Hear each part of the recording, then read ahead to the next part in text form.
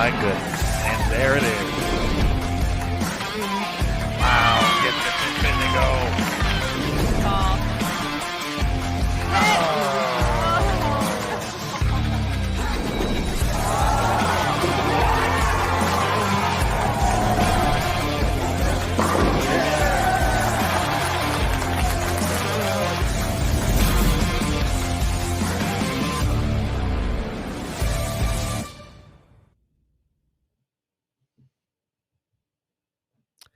Hello again, everybody, and welcome back to Bowl TV for continued coverage of the 2021 PWBA Summer Classic Series. This is the Go Bowling Classic from the International Training and Research Center in Arlington, Texas. My name is Aaron Smith, and we are ready for the final round of match play. 6 more games to go to determine the players who will be advancing to tonight's stepladder finals. 4 players advancing to take home the title here tonight on this 43-foot condition for the Go Bowling Classic. It's proven tough. It's been proven tricky, but right now we are getting ready. This final round is going to be getting on the lanes in just a moment. So we're going to go ahead and just head to the lanes first, and then we're going to bring in the Bowl TV team to get a look at some of these opening matches here across the ITRC. But as we see Dasha Kovalova, our tournament leader, kick things off, let's bring in the crew. Matt Cannizzaro joining me just a couple feet away from the Bowl TV studio. Matthew, hello and welcome back. Sure, thank you very much. Wow, what a morning, right? I still can't stop thinking about Game 3 when you stepped out, and we saw some of the lowest of the lows. But then we finished the day, or finished the block with some big numbers. Looking forward to talking about that and seeing who our top 4 will be for tonight's stepladder. All right, and joining us from the ITRC, the man, the myth, the legend, Curtis Von Kruger. He's got that front stage ticket right now to the action. Curtis, welcome back. Oh, coming at you live from the ITRC. And it's going to be a fun day. It's already been a fun day. And I have my eye on a few players today. Saw a lot of stuff get drilled, a lot of surface changes, a lot of stuff. Stuff happened on the break. Some stuff happened. People were shaking their head in confusion. Because that Game 3 hit everybody like a 2x4 to the face. I will say, this is what happened. This is honestly what happened. Aaron Smith didn't have to step away for certain things. He stepped away and froze time and secretly re-oiled the lanes. That is what seems like that is my superpower. That would be you would waste it on re-oiling lanes. You have to reevaluate your life, Aaron Smith. No, but I mean, it was things came quick. We had talked about in the pregame show or during the first match how we thought, oh, well, the transitions should be slower because there's only 2 per pair. However wrong we were. People were standing where they were standing games 6, 7, 8, 9, game 3, game 4. So you had bowlers standing at 40 by game 4 and sliding 40, 39, 40. And so I look to the players, keep their angles tight. I think they're going to start further right today because the middle of the lane was playing really, really, really, really, really flat.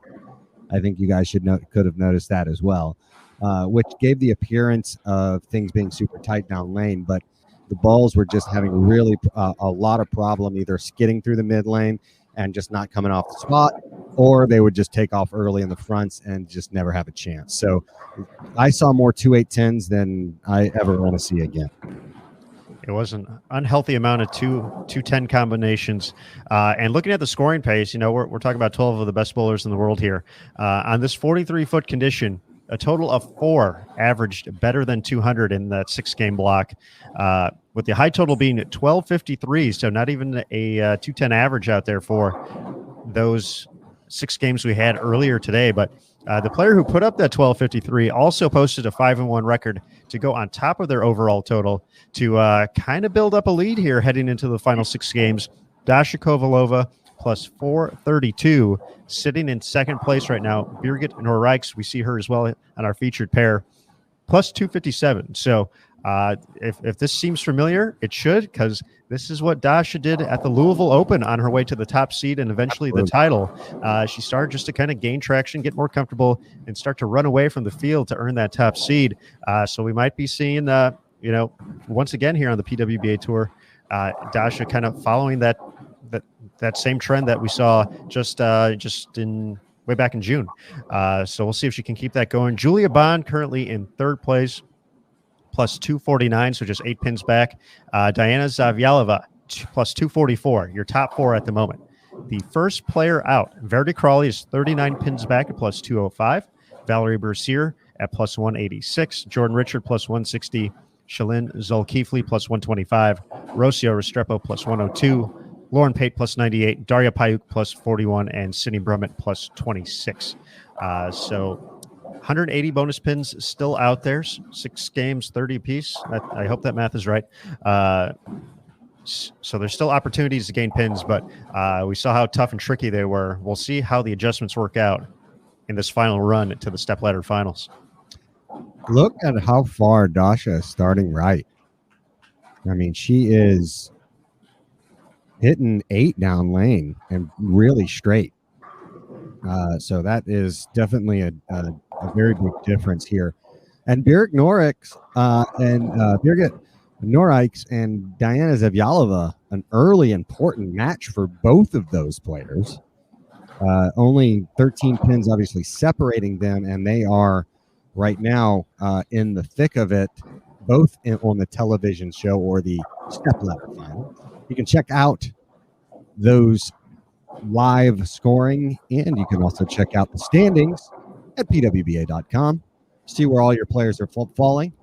But yeah, no, that's an important match really early on, and it's what's going to establish kind of the tempo for them. And you got to hit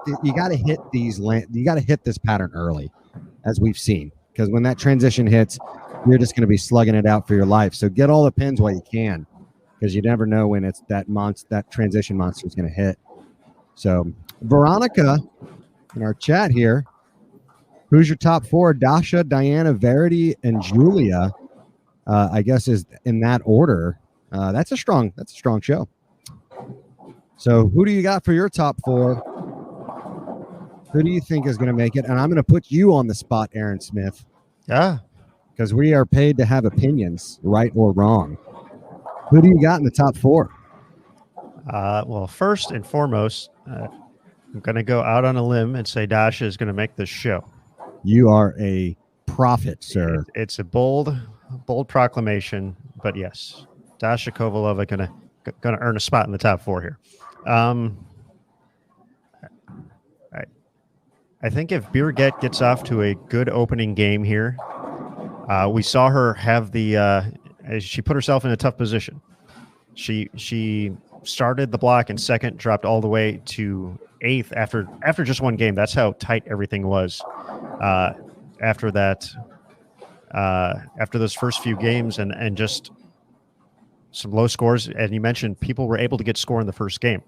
She fought her way all the way back to get into second place again. If she can get out of the gates here with a solid game, especially if she can pick up a victory, I think she's going to make the show. So I'm going to put Birgit there. I'm thinking she's holding tight in the 2 spot. Julia Bond's been just too good throughout the course of this week so far. So I think Julia is going to get a spot, which right now I've picked the first 3 players in the standings. So not much of a leap at the moment. So ooh, look at that ball reaction by Diana.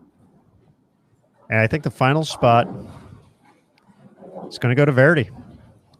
All right. I think that's going to be my 4 in some particular order: Dasha, Birgit, Julia, and Verity. I think just Verity's just everything's kind of been going her way this season. Once she got to the lane, she's been just bowling so well, so free. Has been attacking it, got that first title. I just see it continuing for her, and only 39 pins back. I think she's going to make a run into the top 4. Brian, bye Miss American Pie McLean, agrees with you that Verity is going to be in the top 4. But not only does he say that she's in the top 4, she's going to run the ladder and win number 2. So yeah, I like that. Evan, I think Jordan does have a really good pop. She just has to stay calm and bowl, but I think she absolutely has a pop. All of them have a pop, really. I mean, if you look at the standings, I mean, even 140 out of the show is not a leap. I mean, you bowl a couple of good games and you are, you pick up 80, 90 to the show. So anybody's match here. What about you, Matthew, Mr. Canizero? Let's put your brand on this. I was wondering if it was coming around this way. We didn't forget. If you could not see me, I was hiding. But I have to agree with some great points, of course. I at this point would be remiss to not include Dasha as part of this TV show. And as the number 1 seed, I'll even go out there and just put it there. She's gonna keep the run going, and then we'll shake things up a little bit the rest of the way. There's still plenty of time, plenty of room. I think Julia makes another run, and she jumps in there as well. Continues her success at the ITRC. Verity coming in very motivated, especially after missing the kickoff event, doing everything she can to put together a memorable season. So that'll be 3 of the 4.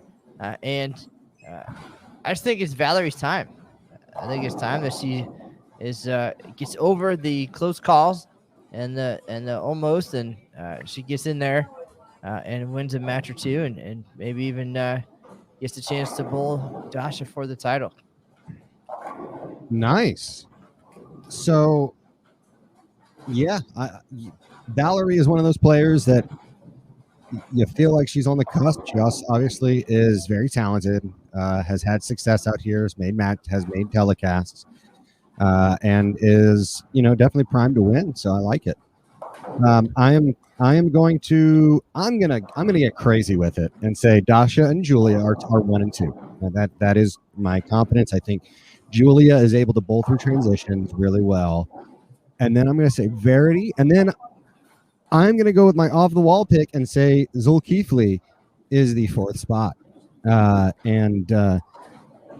that is my bold prediction. She's bowling on lanes 3 and 4 right now against Valerie Burse here. So an important matchup for her early. Double 9 spare, double 9 going for the spare right now. So if she can, if she can get the hot hand, she's a little bit. She's got some climbing to do. Sitting about 119 out, but I truly feel like her experience and skill are going to take her the distance. I like Zulkifli in the 4 spot. There we go, folks. Let us know who you're thinking is going to be our top 4 for later tonight. Going to be joining us on the telecast for the action. Kelly Kulik will be on the call. So looking forward to that. 9 p.m. Eastern, 8 local time here in DFW. And folks, as a reminder, BoldTV.com, the place to be for the rest of the block here, and of course the stepladder finals. We do have a preview going on right now on Facebook and YouTube. So to the folks watching on Facebook and YouTube, hello. We hope you're having a great day. And we hope you swing by Bold TV. Check it out. We got a few different subscription options for you to watch the rest of the Go Bowling Classic for the rest of the day. For the live event ticket, $8.95. If you want to watch the rest of the Summer Classic Series, which includes 4 stepladder finals, goes all the way till August 10th, $19.95 for that. If you want to pick up a monthly recurring subscription, which gives you access to the full site, so not only the live event coverage, but you get to see the archived events. Those are already up from the earlier rounds, so you can go back and watch. Or if you want to check out the on-demand content as well on the site, $9.95 for that. And just as a note, if you're looking, we're at August 5th now, so getting to September 5th. What other events would you get if you purchase a monthly subscription right now? To just check it out, You'd also get to see the PWBA Spokane Open, August 19th through the 21st, and then the U.S. Women's Open, August 24th through the 31st, all here on Bowl TV. So keep that in mind. If you're looking to, try out Bowl TV for the first time, a great way to start off and get a lot of events just in the upcoming month. And then, of course, the annual recurring subscription, $79.95, the best way to support the PWBA Tour. And obviously, it will get you all the way into 2022 and more. So $79.95 for that. Transaction fees do apply for all four, so be sure to check those out. BowlTV.com. And in addition to all that great stuff, we have a great community. Bowl TV chat is always the place to be, always hopping, a lot of good conversations going on. And we do giveaways. So this is the first time we're mentioning this here for our stepladder final tonight. Not only will we have the expert commentary of Kelly Kulick joining us to break down the championship matches, not only are we going to crown a PWBA Tour champion, but we're going to be giving away not one, not two, but 3 brand new bowling balls. That's right. 3 brand new bowling balls will be available for 3 lucky winners out there in Bowl TV land. Aaron, I'm putting in my 2-hour notice. I'm going to buy a Bowl TV subscription, and I'm going for one of those bowling balls. It shall be mine. But I think I misheard you, sir. I think I misheard you. I had to have misheard you because you said an event pass was $19.95, but a monthly prescription. It is a prescription for bowling. Subscription is only $9.95. Did I hear that correctly? That is correct. Oh man, you know what? I mean, come on. That seems like a no-brainer of no-brainers right there. Facebook, go get your $9.95 monthly subscription. Join us for the U.S. Open and the Spokane tournament. You're not going to regret it. I promise you. And if you do regret it, you can check me out on Instagram, Curtis Von K, and you can yell at me there. So that's a convenient way for me to drop my an open yelling opportunity with Curtis Von Kruger. Hey, I can take it. I survived boot camp. As we take a look around the house, another note to for those thinking about checking out Bowl TV, we do have every pair available to watch. So right now we're watching lanes 5 through 8 here at the ITRC, but we also have action on lanes 1 through 4 and then 9 through 12 here at the moment for match play. So you're able to hop around to different channels, follow your favorite athlete as they compete at this event. The International Bowling Campus Classic coming up next on Friday and Saturday. The players at the Dallas-Fort Worth Regional on Sunday, and then the Bowl TV Classic on Monday and Tuesday to wrap up the Summer Classic Series. So you can watch every pair in play, every ball thrown. Pretty awesome stuff. Yeah, that ain't bad. You know, I mean, honestly, though, half the fun, maybe even 60% of the fun, is interacting with this wonderful Bowl TV community. I really like that part. They have opinions. They like to have fun with us. They don't get mad when we completely go off the rails and start talking about what kills more humans a year, cows or sharks. So I enjoy it. I absolutely enjoy it. And so we will ask our morning or afternoon philosophical question, and I kind of teased this one out before the show. Who do you got? Are you team Waffle House or are you team Cracker Barrel? This is for breakfast only. We're going to get specific there. Breakfast spot, are you team Cracker Barrel or are you team Waffle House? Matt Canizero, where do you stand? Well, because Valerie might be listening to this later, I'm going to say pass. So, Valerie and Heather, just for the record, if Curtis and Aaron were going out to breakfast at either one of these locations, I would stay back and maybe get a couple miles in on the treadmill and have a nice, nutritious something. Protein and fiber packed breakfast. There you go. Some spinach and maybe egg whites. Maybe some yellow peppers mixed in there. And save USBC a couple bucks at the same time. I A mean, win-win for my nutrition and all around. let's see here. Let's see. We got the answers rolling in. Thomas Gwynn says Cracker Barrel. Thomas says Cracker Barrel. Maria. Hi, Maria Bolanova. Team Cracker Barrel. Austin says Cracker Barrel. We find Grist says Waffle House, and Janet says both. So, yeah, absolutely. Not in the same league, Brian. What do you mean not in the same league? Waffle House for breakfast, Cracker Barrel for dinner. Yeah, no, I can get there. Nothing beats a roast beef dinner from Cracker Barrel. I'll get there. So, and Aaron, we already discussed this. I know what your answer is. Correct. Yes, it's Waffle House. Perfect.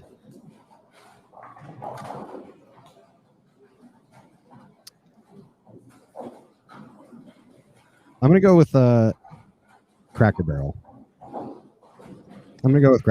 And there's a reason why, is because it's a nostalgia thing for me.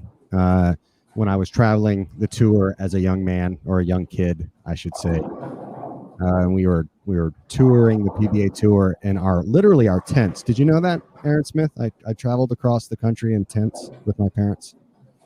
I did not know about the tents. That's a new addition to this. Absolutely, we stayed in campgrounds in literally tents.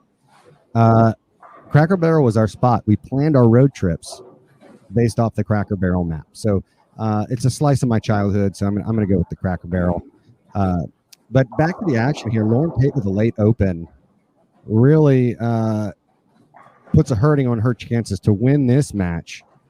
Looks like Dasha is well in hand. She just has to keep it clean, not even just get decent count. And she's going to take this first match home. Dasha smashed the pocket this game. Had a couple of bad breaks, but I like the early adjustments. Brian, if you had a Venn diagram of like Walmart customers and Waffle House customers, would it be just like a perfect circle almost? Or would there be some slight offset there?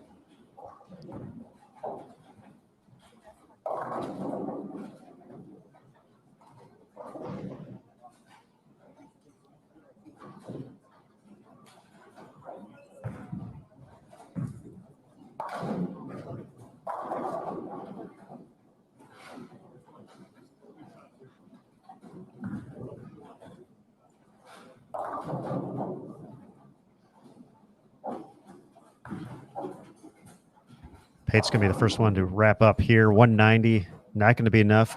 Dasha is going to continue her lead and add on to it. Chance to get to 227, along with the 30 bonus pins. Yes, there's bonus pins as well. Get a win, you get 30. Get a tie, get 15. 0 if you are defeated in a head-to-head match. Some other updates across the house. Jordan Richard, an early win over Sydney Brummett, 207 to 174. Daria Payuk's going to put together a number here. She can get to 262. Add 90. Verity Crawley in the books, 193. There's Dasha just cruising along, doing Dasha things. All right, Thomas Quinn has the comment of the day so far. When he asks, if you eat at Waffle House, are you allowed in Target? That's the real question at hand. Give that man something. A virtual high five at the least. Great comment, Thomas. That made me laugh. Oh, that makes me laugh. And that proves my point, Facebook people. If you were here on Bull TV watching this, you would get to have all this fun interaction. You're missing out. We hope to see you here soon.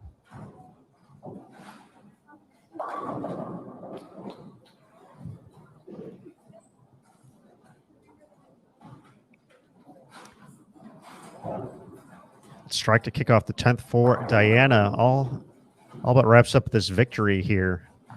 Max for Birgit 202. Diana Still has 217 out there. Ooh. Come on.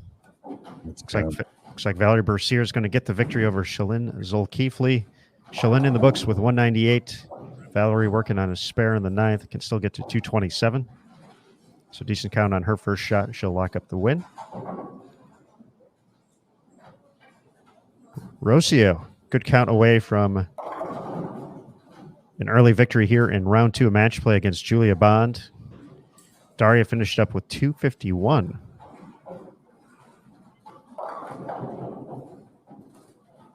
Dasha going to try something else there. 225 to 190 victory over Lauren Pate.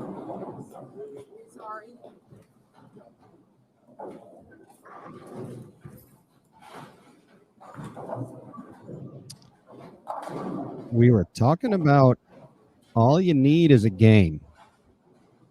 All you need is a game. And Daria Payo just put that game up with a 250, picking up 80 pins. That going to put her at 120 plus over and is going to cut a substantial portion off of this deficit she has found herself in of 203 pins going into that game. So if she can stay lined up, Aaron Smith, who can outstrike her? That's a very good point, especially with the pin carry here at the ITRC. The way her ball hits and just goes through the pins, definitely a big-time possibility if she gets lined up and starts striking. Strike percentage-wise, I feel we had this argument at one point. It's tough for folks to match that striking power of Daria Payuk. Well, if we're talking about more graphs, I'm bringing up a lot of graphs today. If you look at entry angle versus strike percentage, if you just increase your entry angle by a degree or two, the strike percentage absolutely goes up, especially if you're at a minimum of 15 pounds with your equipment. So Daria is one of those players who has a steeper entry angle just because of the hand she gets in the ball. So she's going to strike more just by the sheer convention of how she throws it. So you couple that with some other factors, man, it'd be an exciting run. You said it.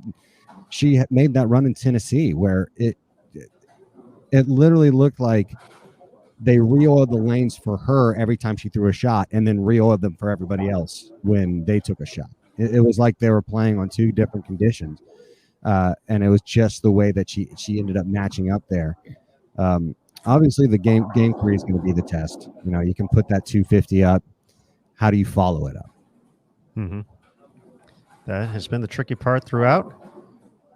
But what's not tricky, folks, is it's time. If you're on BullTV.com, you're already all set to continue watching the final round of match play here at the PWBA Go Bowling Classic. For the folks watching on Facebook and YouTube, we're going to sign off for a moment. So you can check us out and join us, hang out, say hello in the chat as well on BullTV.com. Pick up a subscription to join us here for the rest of this round and the stepladder finals tonight.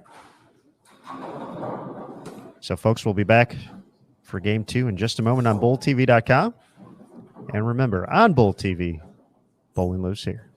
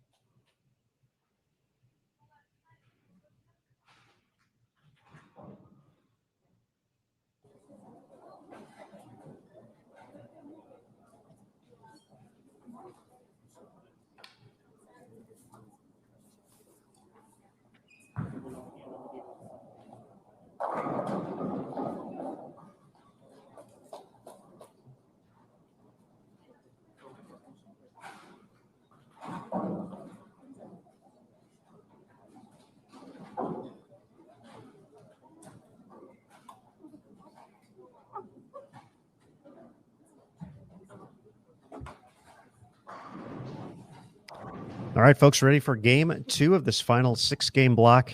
Go Bowling Classic.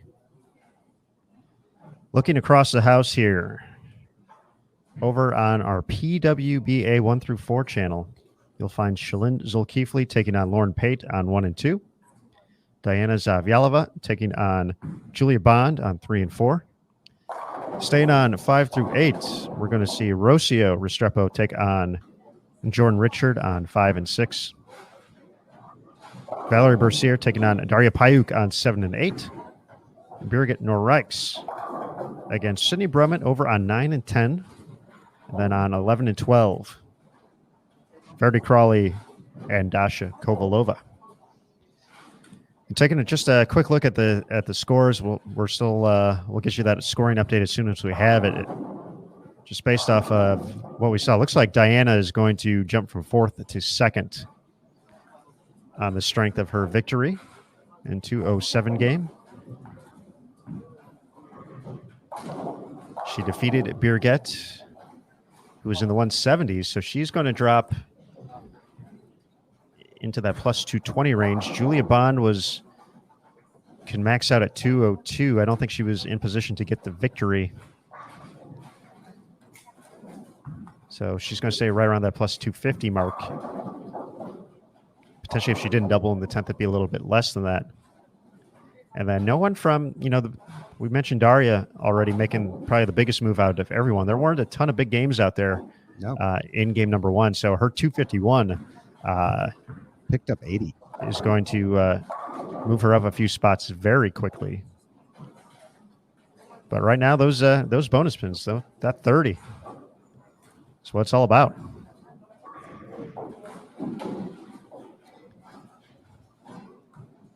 That was not the start we expected after 251 in game 1 from Daria. But that is the price to pay on this 43-foot condition, 27 plus mils of the volume, Kegel current oil. Is that did you just channel it? I'm afraid she did. Okay. Well, all right.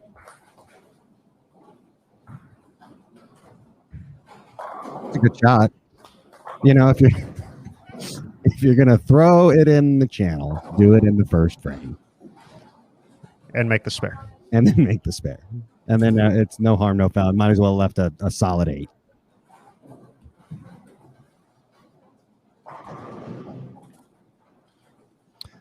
Dasha Kovalova is absolutely crushing the ball. Her and Verity are bowling over here on 11 and 12 right in front of me. I'm very excited to be watching this match. It's going to be a good one. Both starting with the front 3. So actually from lanes 9 to 12, there are no spares to be had. It's all strikes.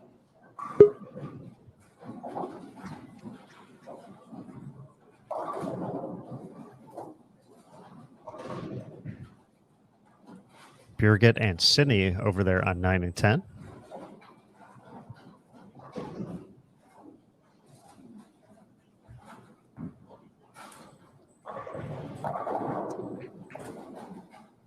Oh, man. Dasha just slapped out the 7-10. And things are going your way. Count it. Oh, good run there by Daria. But again, not the start, but it's not how you start, it's how you finish, right? Now that's been we've been seeing that a lot throughout the course of the week here. A lot of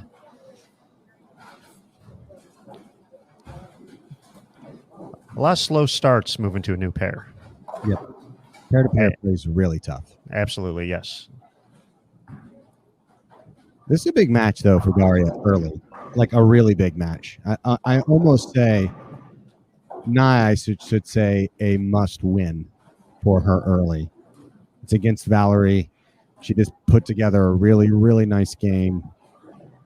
Took a big chunk out of the deficit she was in. I think this is a game she has to win if she wants to continue to make a run at the show. Dasha and Verity are perfect through 4. Business picking up. Business, the bank is open as I saw them banking pins. Good question in the chat from Brian. Where does current fall in Kegel's line of oils? And according to Mr. Nick Hoagland, the way he described it is current is slick, but not as slick as ice oil. So ice is probably considered the slickest out of the offerings from Kegel. So pretty slick, but not quite as slick. It's like a medium to medium high.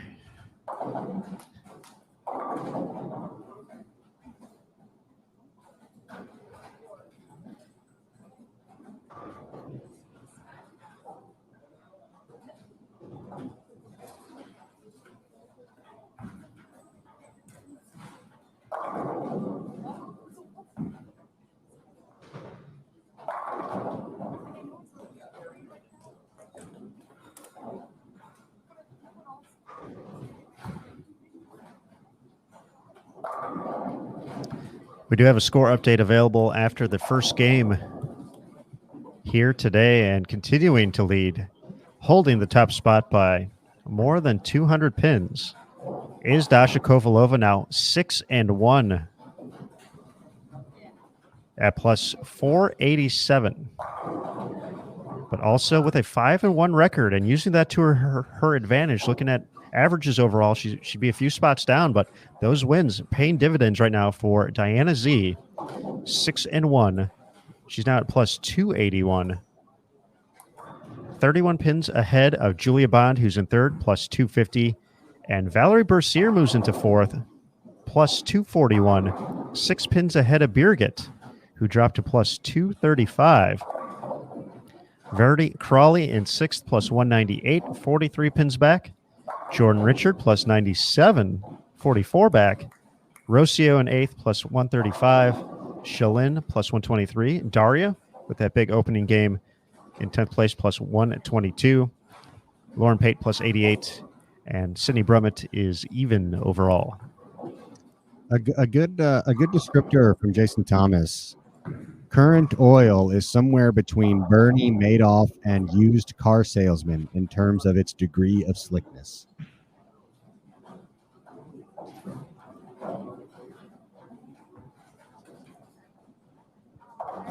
Well said, sir.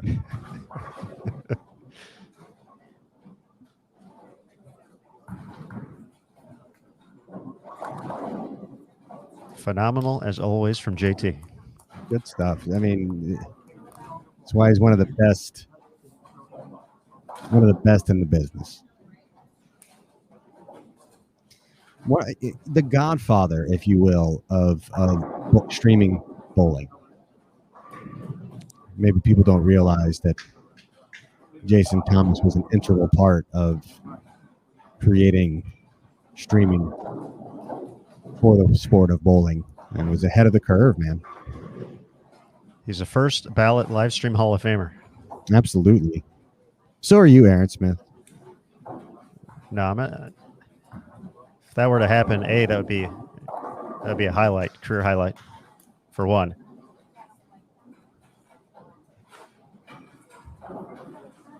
But two, I'm many years. You know, JT's it's that initial class for JT. That's that.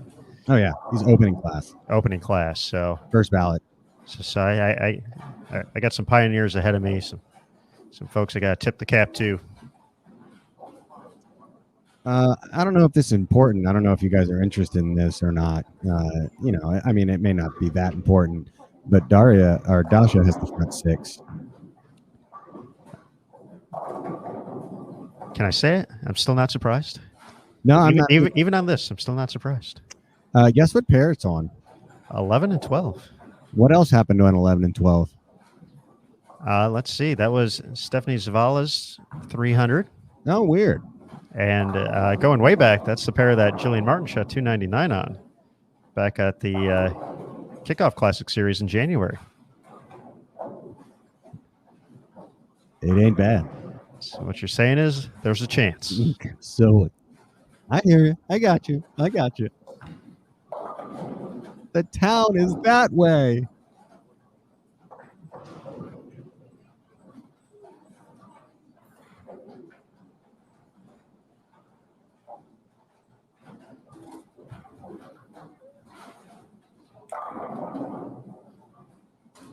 Lots of strikes here on the quote-unquote high end.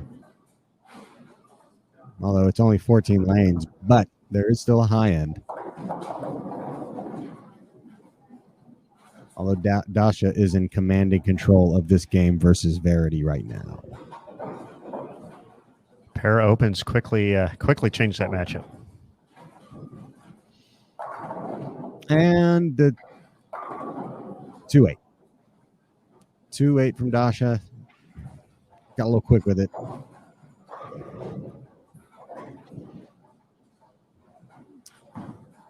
But it looks like she's throwing.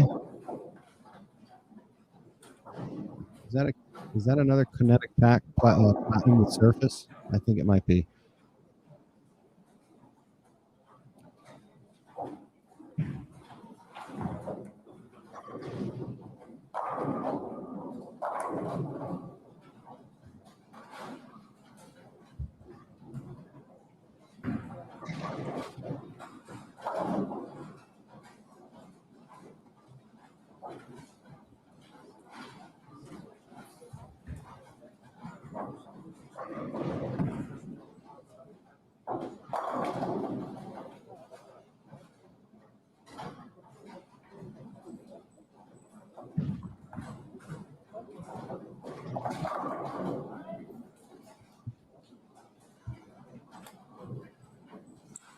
You know, this game is pretty close. 12 pins. Well, it depends on what Daria does here in the fifth frame, but potentially leading by 12 pins even after a shaky start. See what she can do here. See if she can put one squarely in the pocket.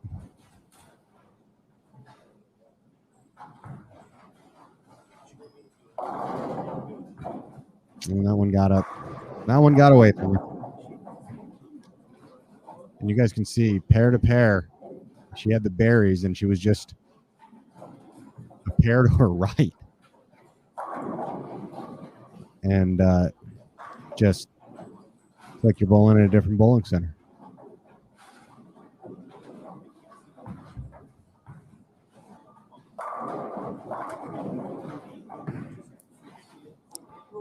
J-Rich going to get the trip 9 for 3 in a row. Her matchup against Rocio.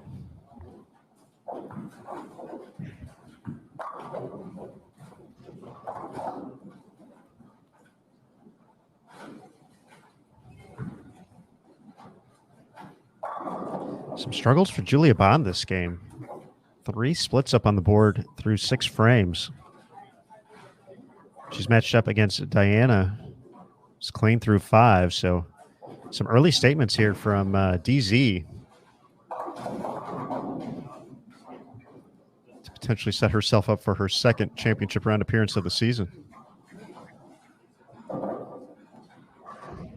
Joseph mentions it didn't take Dasha long to learn her new equipment and pitch changes. Yeah, it's a bold move to win. You win the final tournament of the first half of the swing, and then you're like, you know what I think I'm going to do? Drill all new equipment and change my specs. But she did, and Dasha says that it has really helped her with her accuracy and her hand not hurting. And where she pushes her ball toward when she pushes her ball toward her target, it tends to go in that direction, which is, a good thing. So it has really, really, really helped her in terms of just feeling way more comfortable in the shots. So a big change there for her. She went up to Michigan and worked with her reps and her people, her team she has there, and came up with a really good game plan to, make a huge change like that, and it looks like it's paying off pretty early. And that's such and I love the video interview you put together with her when talking about that, and how, but of course, Tasha put her own little twist on all of that as well, which was great. But yeah, I mean, how gutsy of a move is that? I mean, she had the time obviously to get to know it, and a couple of weeks to get ready for it, but still, I mean, the way you described it, all of a sudden everything's feeling better. Her accuracy has improved, and she was already one of the top 3 players in the world before this. That's terrifying for everybody else out there. I think that's pretty apparent, as she is leading by more than 200 pins and isn't looking back now. Going to shoot another, at least probably a 240, has a 258 in store. Verity can only shoot 230. So it forces, no, I mean, she's pretty much got this one in the bag. She just needs to get, looks like 2 or 3 pins in the 10th frame. I think she's pretty safe, and she'll take this one.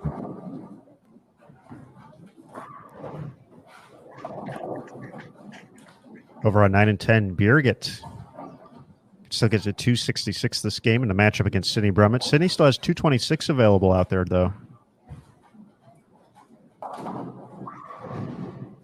Nothing too crazy really going on the other pairs, however, other than that Crawley-Kovalova match. Seeing some splits up there, seeing some opens. Yeah, this Valerie Bercier and Daria Payok match is turning into a slugfest. It's just who's going to want to win this. A double, I feel like a double wins this match somewhere. If you can jam in a double anywhere here, you might be taking it home, because they are both struggling right now. Oh gosh, that always helps. Fast 7. And you feel close. It looks good. You're like, hey, that has a chance. Oh, thanks. Appreciate it, 479. Thanks, 479. You're my bestest friend. Dasha's going to shoot 250. She's going to pick up 80 more pins. Going to put her at 560 plus over, 570 over if she, doesn't gutter it. Makes it 257. Shake that one off. 87 pins to the plus. Puts her at 574. Was that a cover? Did Valerie just cover that? And she did.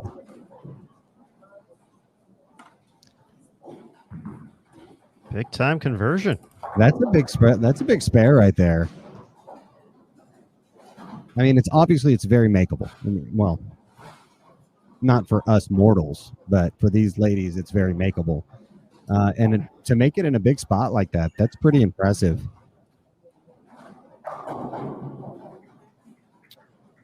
Rocio wanted that one. Easter Bowl 237. There could be potential for a tie here.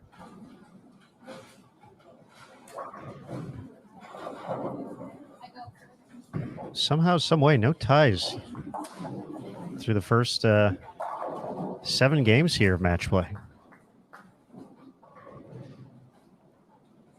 There's usually a few in there.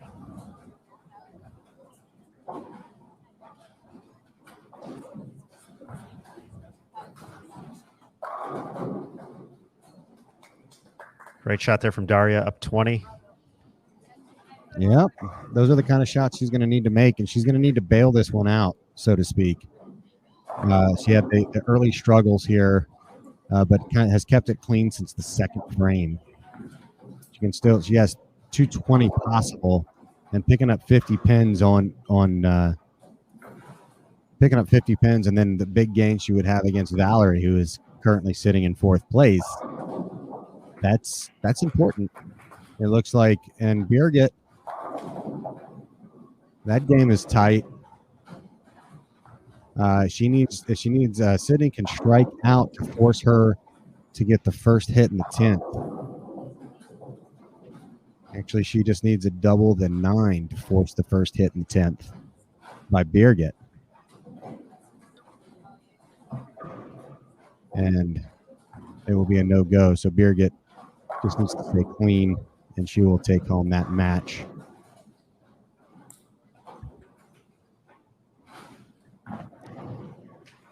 Two of the best shots there we've seen all game from Daria. Labels both of those in the 7th and the 8th. Extends that lead to 30 now. Hey, I just said whoever can throw a double here. And I think and Daria just did it. So she's my pick to win this match. She's got it well in hand now. Verity Crawley, 231 in the losing effort against Dasha Kovalova. But still going to be gaining spots on the field here on the number.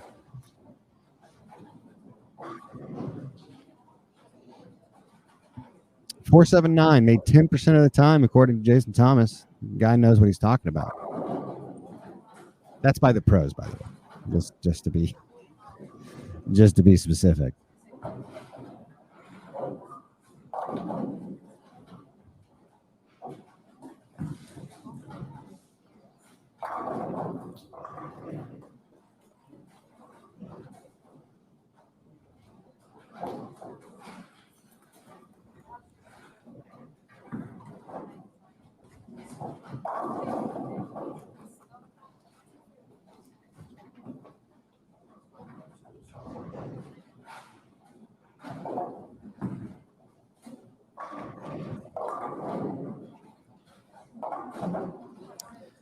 So even with the loss, let's see here.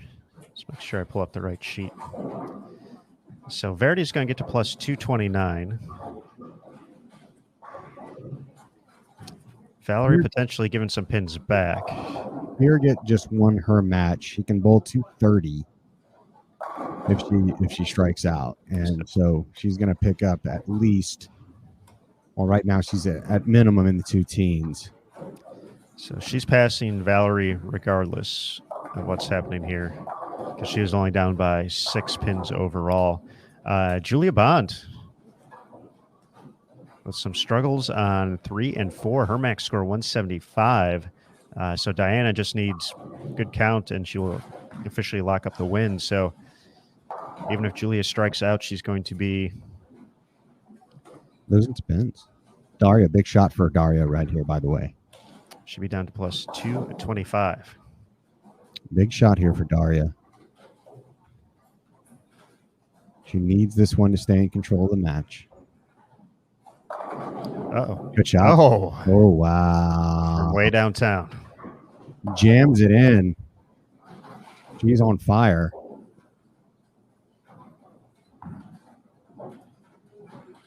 That's a big 3-bagger there.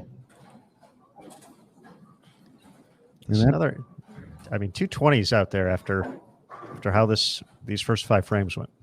Yeah, and it wasn't just that she wasn't striking, is she wasn't in the pocket. Mm-hmm. And that's there's a difference there. There's a difference between, and let's see, Valerie can shoot 90. Daria already has 50, 60. So she just needs count here, and she'll take this home. But to make the adjustment and then really kind of capitalize on that, that's a really, really, really, really, really big adjustment there from Daria. And a strike here will really put the cherry on top on this game and really be a great turnaround. Oh, got away with that one. Left off her hand, and that one never had a chance to make the 1-3. But if you're going to miss big, right, Aaron? It's the story of my life.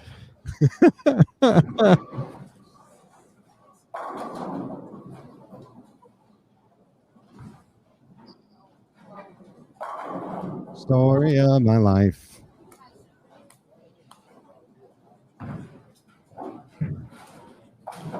Now you have Shrek the Musical in my head, Aaron. I don't know if you've seen that one. It's a great show. Wait, what was that again? Wow. Sorry. Shrek the musical? I have not. I have seen, I believe, the original Shrek. I feel there's multiple. There's like 5. Oh, goodness. Yeah. The reason I know this is my daughter, Lydia, I miss her greatly. The sacrifices I make for bowling. She got on a Shrek kick there for a couple of months, and all she wanted to watch was Shrek. And so we watched all the Shreks all the time. So, but they did they had a Broadway show where they did Shrek, and it's a phenomenal show, surprisingly good. Won a couple of Tonys. Valerie's in the speed track this one. Daria's in the 2 teens at the minimum, can shoot 220. Gonna put her around 170. And those are the 2 types of games. You win your matches, you bowl decent games, and all of a sudden that insurmountable gap doesn't seem so insurmountable, Aaron. Very, very true. Got a big shot here coming up for Jordan Richard, even though it's Rocio up on the approach. This would be a big 30 for Jordan. Rocio needs a double. And not going to get it. So Jordan's going to sneak out the victory after that 4-6-7 in the 9th. And we mentioned Julia Bond. She finished with 165 that game. So dropping to plus 215. So Jordan's going to surpass her. Verity's going to surpass her. Birgit's going to surpass her. So Julia just lost 3 spots just like that. Yeah. If you ain't first, you're last. So if you ain't Dasha, you're last then? Is that the... Yeah, pretty much. That's the equivalent? That is the equivalent.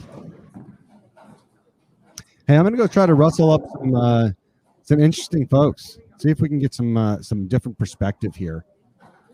As I want to get an inside look at what these guys are doing. And I think I have my target. I'll be right back, and I might have a surprise for you listeners, so stay tuned. Trying to bring the thunder here, going into game 3. Almost halfway done. Screaming by.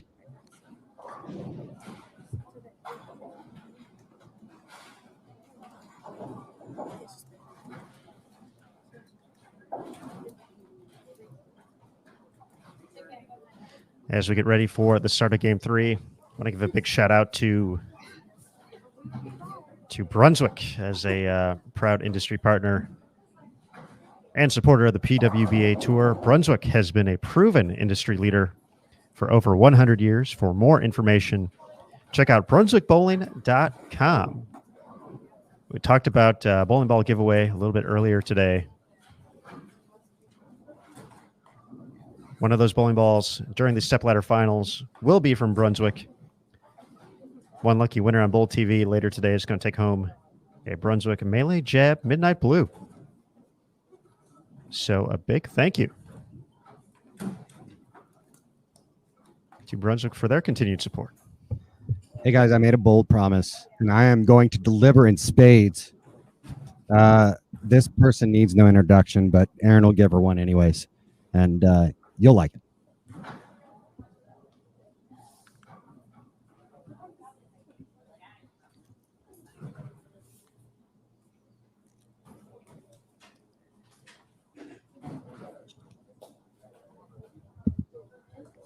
All right, looks like we're just about set to get ready for game 3 here, and I believe our guest is ready to go, or pretty close to ready to go. But let's welcome in 2-time reigning PWBA Player of the Year, Shannon O'Keefe to Bowl TV. Hello, Shannon. Hi, Aaron. How are you? I am doing well. Thanks for joining us here. This 43-foot pattern has been something else to just watch. You got to compete on it. I know yesterday didn't go as planned, but what makes this particular pattern so tricky out here for these competitors, even though, they've seen it a couple times, there's less players on the lanes?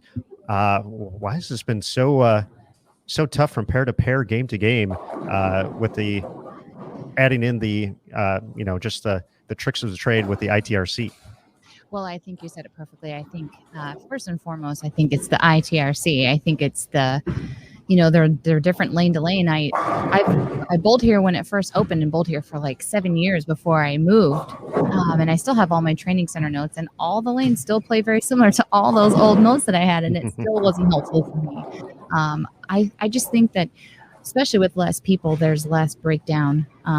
And so the early friction will develop because everyone starts with a little bit stronger balls. The early friction develops, and so they want to move left. But their move left, they need to be parallel moves. And I think if you miss a little bit right, there's not enough friction in the body of the lane. And so your ball just kind of hydroplanes to the right, and it's very easy to 210. And then you'll square up a little bit to it, or just want to keep it in front of you a little bit. And then your ball wants to go through the face, or you'll just 10-pin all over the place. So I think carry is tricky on what we're seeing. It's hard to get the right entry angle. And then once you do, then you go to a new pair and lanes are different anyway. So I think less traffic today is making them even trickier, because the adjustments and stuff that we all had to make yesterday, where we could stay in the same place and just ball down, that's not working as well today.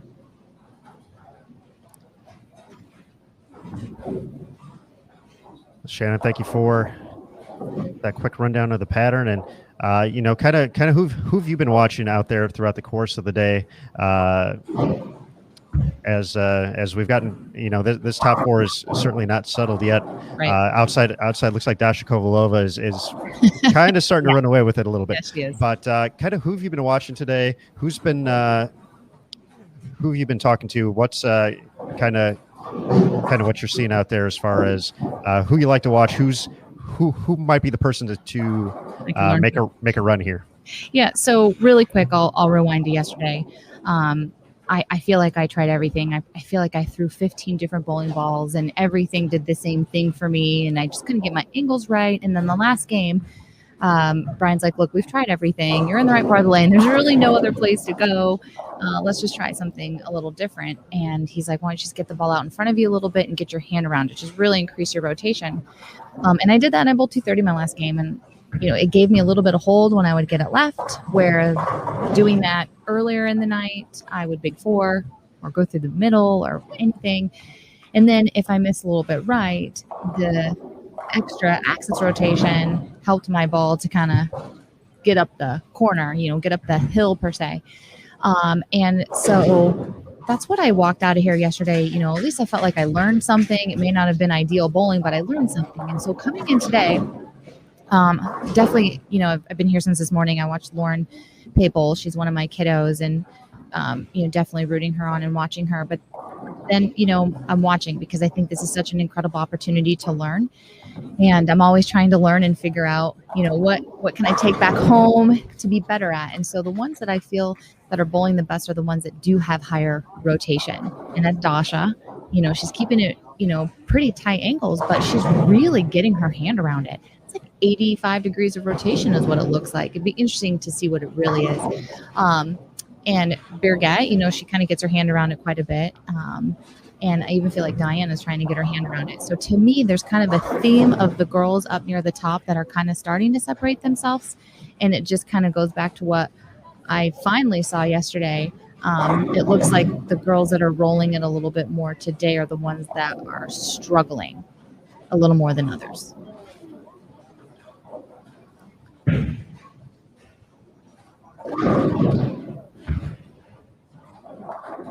We'll see where those players are sitting in the standings here in just a moment, as soon as we get our next update coming up. But Dasha's certainly up there. Diana has maintained her spot in the top four, and Birgit finding some momentum here as well after a nice bounce back in game number 2. You mentioned Lauren, and Lauren, her second year out on tour, had a great finish to get into this cut yesterday, including a couple of late strikes in that final game. She had some struggles in game 9, threw some big strikes down the stretch, 8th, 9th, and 10th frame to solidify her spot. Talk a little bit about just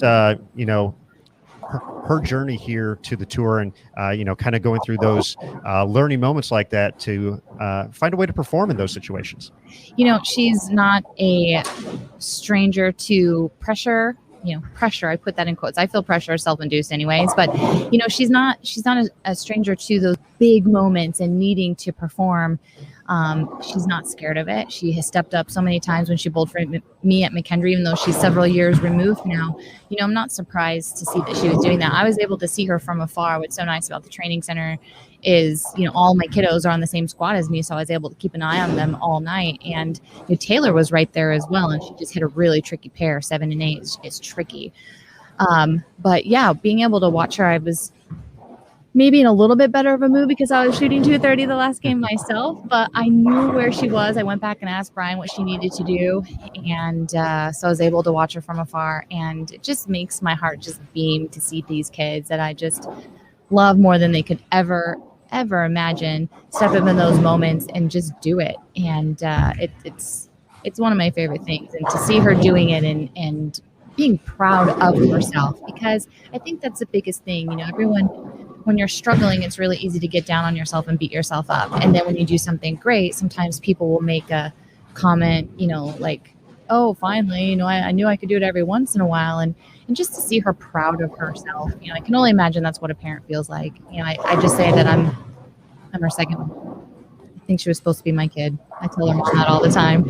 And so just to see her proud of herself and how excited she was last night, it made it just that much better. It made me feel better after struggling all day to look over and see her doing that and to be proud of herself. It's been so fun. Lauren currently sitting in 11th place right now, plus 77. We do have a overall update through 17 games now. Dasha continuing to lead at plus 574. Diana maintains that spot. Both of them are 7-1, so those match play wins extremely important, especially when you look at the average difference over the course of 17 games right now.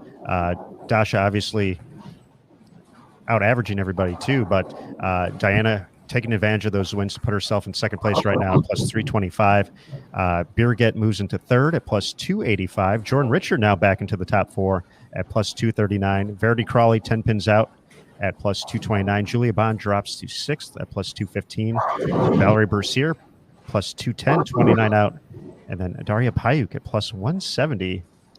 Two big games from her. Now less than 70 pins back of the number, with just 4 to go. Yeah, I feel like those numbers are really tight. I feel like if you can get on a good pair and bowl a good game and win, you could jump 5 spots in the standings right now. I still feel like it's super close to be able to do that. So it could be a very exciting finish. And see how it goes. But I hadn't honestly looked up and looked at those standings. And so I just think it's a little unique that the 3 girls that, Brian and I were kind of pointing out that looked like they were increasing their rotation a bit are the ones that are bowling the best. And so, I'm going to write that in my journal. Something that I learned, something I'm going to go home and practice and work on is bowling, on something like this and playing around with it. But like I said, learning moment, everybody can learn if they can, sit and watch. And I'm a student of the game, and I would encourage everybody else to be, if you're watching, don't just watch to watch, but like really watch, because you can learn so much more from watching than doing it yourself. Shannon, the one thing I'm kind of taking away from this, and obviously I know, as I'm sure you are probably anxiously awaiting the opportunity to get back on the lanes tomorrow, and bummed that you're not out on the lanes today. But I think the fact that you talk about there's always an opportunity to learn, and you're taking this, obviously, today could have been a day where you said, what, I didn't bowl, I'm going to take a day off, I'm going to just stay away from it, I'll refresh, get ready to go for tomorrow. But here you are watching, trying to collect more information to get ready, and I think that's just a great thing. You're the 2-time reigning PWBA Player of the Year, and you have that no days off mentality, if you will, taking it to this. So I think that's such a big point to make for the folks who are watching and just observing why you become one of the best in the world is this type of dedication and commitment to continue to to find a way to learn something and make yourself better each and every day. Well, thanks, Aaron. I most certainly try. I'm not going to say I have it all together, but another big, huge part of learning and growing is also I'm always trying to be a better coach for my kids. And the way to do that is continually to watch ball motion and lane play and watch what people are doing and where they're sliding and what they're using, and just gathering as much information as possible. Different styles of bowlers use different bowling balls, and being able to learn that information and not only apply it to my own game, but then take it back to my kids at McKendree and be able to help them be successful. It's super important to be able to do that. And like I said, I feel like you just have to dive in and want to learn the information. And if you want to learn the information, you'll find ways to do it. And, it's something that I committed myself to a long, long time ago. And I just want it to be better. And, it's the little things that make the biggest difference. It's all the little things added up over time that make the biggest difference. We'll say that. All right, folks, we are joined by Shannon O'Keefe here from the Go Bowling Classic as part of the Summer Classic Series, a new addition to the PWBA Tour schedule here in 2021, our second one of the season. We do have our third one to wrap up the year, heading back to the National Bowling Stadium in Reno for that. Those final three events coming up at the end of October. Shannon, I know the National Bowling Stadium, a place you've had success. You've won the Queens there, major title to your collection at the 78 lane Taj Mahal. And I know that was something that kind of came out a little bit later in the year, the announcement of that. So how you feel about heading back to Reno one more time to compete this season? I enjoy bowling in Reno. I just feel like there's no stage more grand than bowling in that stadium. There's so much nostalgia to it. And so I love it.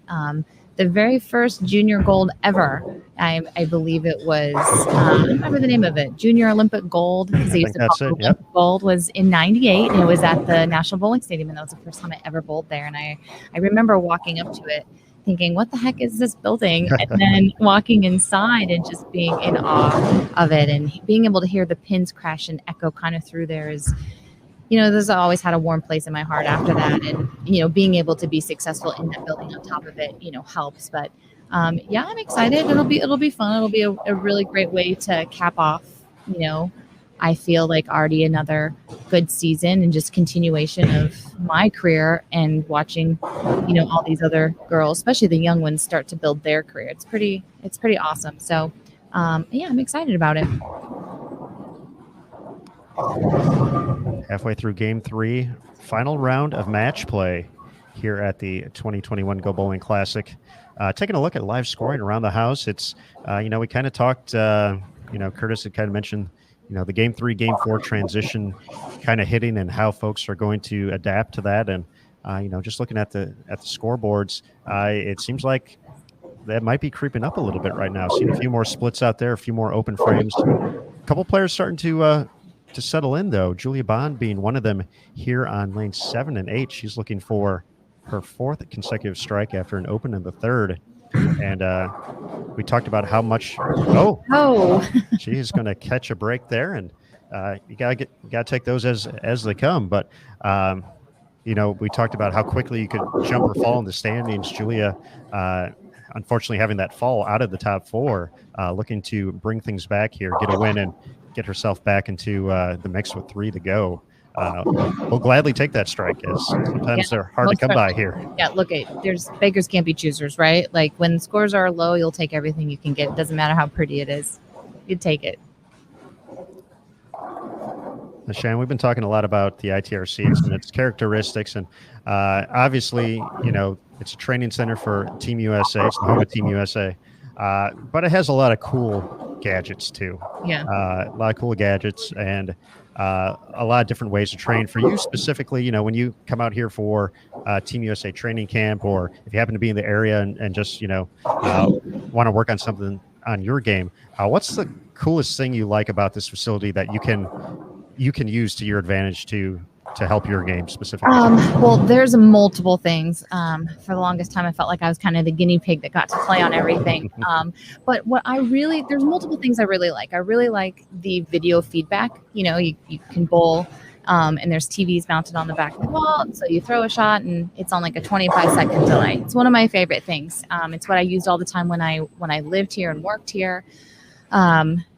Brian and Kim and Rod, who were coaches at the time in the training center, weren't always available to work with me every day for an hour or 2 hours or however long I was practicing. So they would give me little tidbits, and then I would just always go to one of the lanes that had the video feedback. And then I would just bowl, and then I could just watch myself. So when we went to McKendree, that's the first thing that we talked to our bowling center about allowing us to install, and they let us install that. And it has been one of the greatest things that we could have ever installed for, player development. I love that. Specto, I love Specto. But one of the things that I really, really love is the I think they're called Halo. There's these like things that we put on our head, and they're supposed to be these sending like electronic like shock, not shocking ourselves, but electronic waves or something like that. It's supposed to help you clear your head. And I don't know if it helps or not, but it's still fun to play with and do. And there was something else, I can't remember the name of it. Rod was always the gadget guy, and so it was something where we were able to like quiet our like brain waves and our thought process down. You wanted to be in the green, you didn't want to be in the yellow or the red, and that was something to do with brainwave activity. And when you start like overthinking, it would get in the red really quick. And so it was something where we were trying to learn how to quiet your brain and quiet your body and all that stuff. That was one of the really cool things. But I feel like I'm just really like old school. Like I just love the video feedback, and I love being able to play with the speed sensitivity. I love Specto. Those are the things that I feel that are the most useful to make me better. Now, Shannon, I heard that applause. Yeah, it's right here. I'm going to guess it's for Verdi Crawley. How about that? All right. That's cool. That's one heck of a conversion to still keep 230 out there, trying to chase the number. Wow. Verdi showing off for the good folks here at the ITRC. And for the folks listening, if you want to check out some of the technology at the International Training and Research Center, it is open to the public. You can schedule a time. You can work with the coaches. You can do that and more.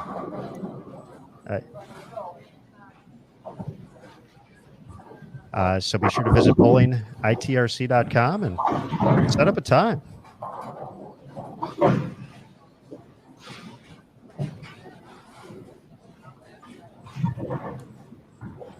Shannon, as we get toward the end of this game, Curtis and I talked a little bit about your summer break, knowing you were at Junior Gold and the autograph line that went on for days, and your dedication to every single fan out there to take a photo, sign an autograph, talk to for a couple minutes, and once again, we want to thank you for just being a great ambassador to the sport. But kind of how did you spend this break? What was your summer vacation like for this 6 weeks? My vacation was I didn't throw a bowling ball for 5 days, and I panicked thinking that I was getting worse. I don't really take a break. This is really, the recruiting is big. We were in Indy for about a week and a half. I was able to be a part of Shannon Pahowski's wedding, and so that was awesome. I've known Shannon since she was 15, and she's like a little sister to me. And so I was honored and humbled to be able to be a part of their special day. But then from there, we went home for a couple days and practiced the whole time. And then it was straight to Junior Gold, and was able to bowl a little bit while I was there. It's always so humbling to be in that environment. You just kind of go on with your day, and, the people that you see every day, not that you take what you do for granted. That's not even the right word. But, I'm just Shannon. And you don't know how big of an impact you are making in other people's lives by just doing what you do and trying to be a positive, strong woman, to be a great influence. And I almost had tears in my eyes when I got back from the trade show at Bowl Expo, telling Brian about how incredible the line was, and how it was like that the whole day. I only had one restroom break and a 30-minute break to grab a snack, and outside of that, we were open the whole time. And it was just so humbling that all these young bowlers even knew who I was, let alone wanted my autograph and to spend some time with me. And it was very special for me. I don't ever want to take that part for granted, but I I just get so used to, my normal little group of people that when I walk in a bowling center and there's people like pointing at me and wanting my picture and my autograph, like at first it's like a, whoa, are you sure kind of moment, because, the people I hang out with all the time, and I'm just Shannon to them. And so it's always humbling, and it's such a blessing to be able to be that person for somebody else. I had my bowling heroes, but more specifically my softball heroes growing up, and I had a really bad experience with my absolute favorite. And I remember telling my dad if I ever coached, thinking it would be softball, or not coach, but if I was ever somebody that people wanted to talk to and wanted their autograph, I'd make sure that I wouldn't treat people on purpose that they didn't matter. And so now I'm in a position, not ever thinking it would be in bowling. And so I really, really try to take my time with every person, because I feel like if they're willing to stand in line for 25 minutes to talk to you, then they deserve a couple minutes of your time. And so my line was long, but it was pretty awesome. And like I said, pretty humbling experience. And so I don't even feel like I'm an ambassador for our sport. I just feel that I'm so beyond lucky and blessed to even be able to be a part of all of this stuff. That if it means I'm a good ambassador, then I'm doing my job, I guess. But I feel like I'm the lucky one. So thank you for saying all that. And yeah, it's such a blessing. Well, Shannon, the good news is we're going to keep saying it because you are an ambassador for the sport. So, so keep doing your thing out there. Julia Bond is going to get a victory there, 221, and going to gain at least a couple pins here on Verity Crawley, who is going to get the win. But that washout, her first shot of the 10th after the 4-count conversion in the 9th frame, is going to potentially give some pins back here as we get toward the end of Game 3. So this is a big opportunity for Verity to pick up a couple pins here after the errant first shot. Excellent. Well done. So she can still get a 218. Nice spare conversion. A couple big spares down there to save her game. Now, Shannon, I know you're busy down there. You're having a good time watching and learning as well. And we'll let you get going after this. But just one final question for you. Looking ahead to the IBC Classic coming up tomorrow, I think you're going to be on the early squad, right? Yes. Yeah. Early squad. Start at 10 a.m. Yeah. It'll just be fun to compete again. Just from the practice session, kind of, without throwing all the trade secrets out there, kind of what do you expect to, as far as bowling equipment wise, kind of how's your plan developing as far as how you kind of want to attack the lanes equipment wise, and what do you think is going to work out there for you for a good block?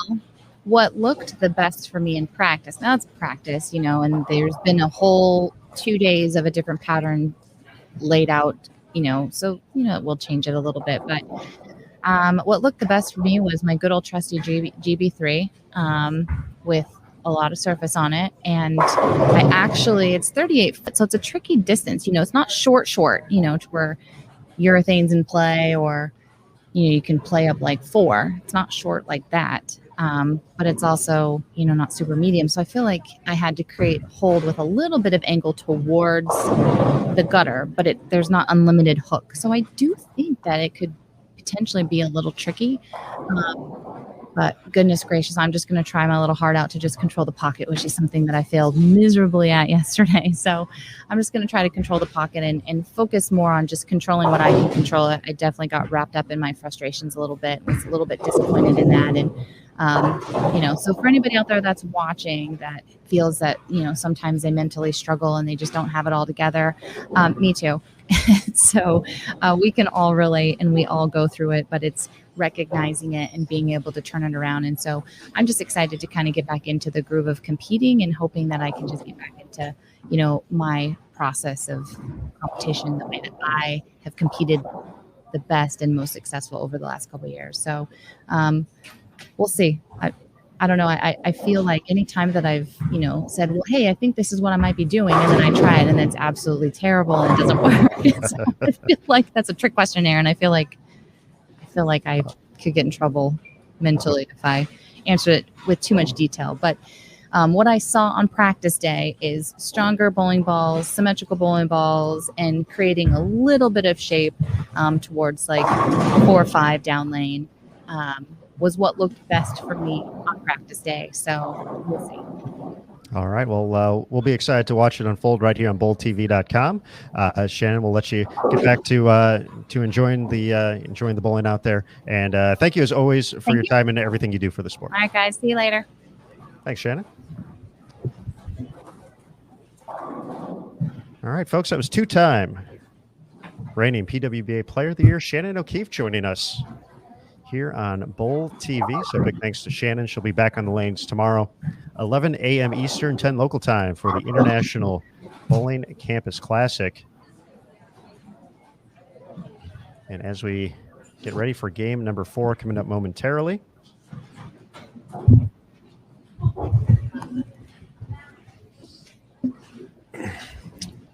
we do want to take a quick second to thank another one of our fantastic sponsors here on the PWBA Tour. And a big shout out to Kegel. With products for bowling centers, coaches, and mechanics, Kegel is truly built for bowling. Visit kegel.net to learn more about all they do for our great sport. Big shout out to Kegel. Of course, Shannon mentioned Specto as well as a training tool. Specto Bowling has everything you need for your hardcore or for a hardcore practice. See your stats and learn what your ball is doing. Download the Specto Bowling app today. True story. Von Kruger, I have the Specto app downloaded on my phone. I'm at the App Store literally right now. Because you can follow it at the ITRC for that 2 times a year that I practice. You guys are welcome, by the way. You're welcome. Yeah, you delivered. I'm not going to lie. You're welcome. It doesn't get much better than that individual right there.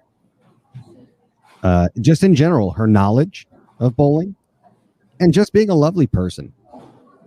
Just being a lovely person. I'm sure you guys talked about her at Junior Gold Trade Show. It did come up, yes. We circled around. It was part of the how'd you spend your summer vacation? Oh. I know what you did last summer. Yeah, the same thing as everybody else. I stayed home. We're here all week, folks. We're here all week. It was not exciting. Well, it was exciting in just all the wrong way.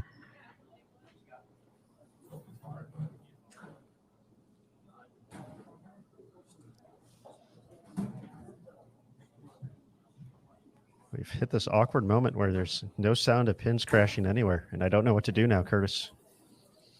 I'm lost. I'm without hope. Just hang in there. Hang in there. All will be made better here soon. Whew. And I think Zul Keefley is going to bring that relief, that sweet, sweet justice, that delicate sound of thunder, if you will, as she approaches on the 11th lane 11. Looking to put some things together. She's running out of time.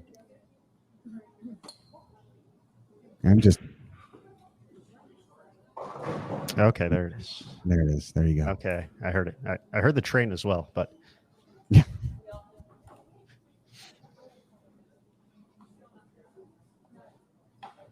All right, game 4. Looking across the house on PWBA 1 through 4. Sydney Brummett taking on Diana Zavyalova. And Verity Crawley against Lauren Pate on our PWBA 5 through 8 channel. That's what we're watching right now with our main commentary feed. Valerie Bercier taking on Dasha Kovalova. Birgit Norex taking on Rocio Restrepo over on PWBA 9 and 10. Julia Bond taking on Jordan Richard. And 11 and 12 Shalyn Zulkifli against Daria Payuk.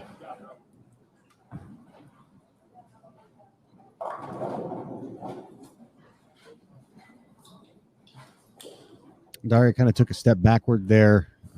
Tough 10 pin there in the 10th frame to drop to Dasha Kovalova, although, Dasha has been a steamroller.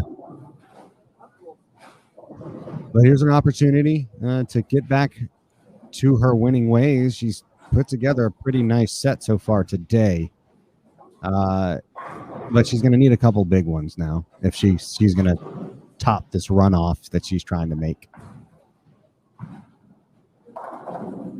And don't forget, we have position round coming. It is imminent.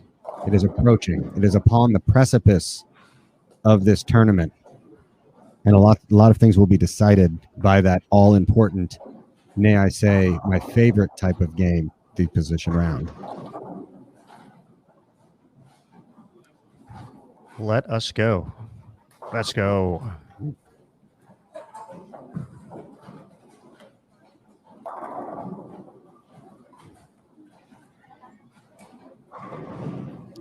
Got Jason Thomas dropping fun stats in the chat. We had that cheers conversation a couple days ago, Curtis, and JT has fully embraced Cliff Clavin as his alternate personality with all the fun facts, spare percentages, and movie references, TV show references. He needs to step up his mustache game. I feel he could pull that off too. I mean, come on. Come on, Jace. But think about this stat he just dropped. He said Dasha out-averaged second place by 11.4 pins a game in Louisville, and she absolutely dominated Louisville. This week, she's out-averaging the next closest competitor by 13.2.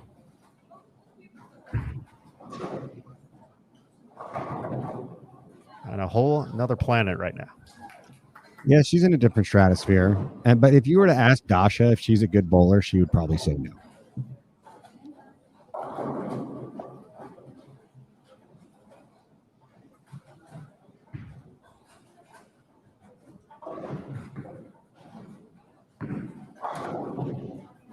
But, strikes like what she just did on lane 6 a few moments ago prove otherwise. Oh, that's not fun. Makeable, though. Good old 410.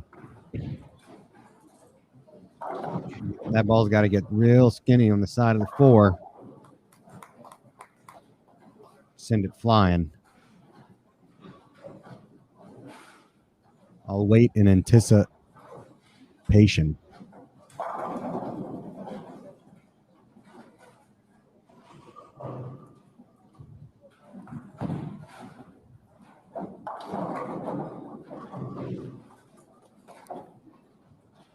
She'll take the 1. A little heavy. Did someone say mustache game? Wild Bill. And as we all know, the mustache game is strong with that one. That is true. 100%. Shout out to Bill. Often joining us on tour as a representative of Kegel, our official lane maintenance provider. Hopping by the chat as well. He heard a disturbance in the force and immediately etherealized on Bull TV chat to talk about mustache.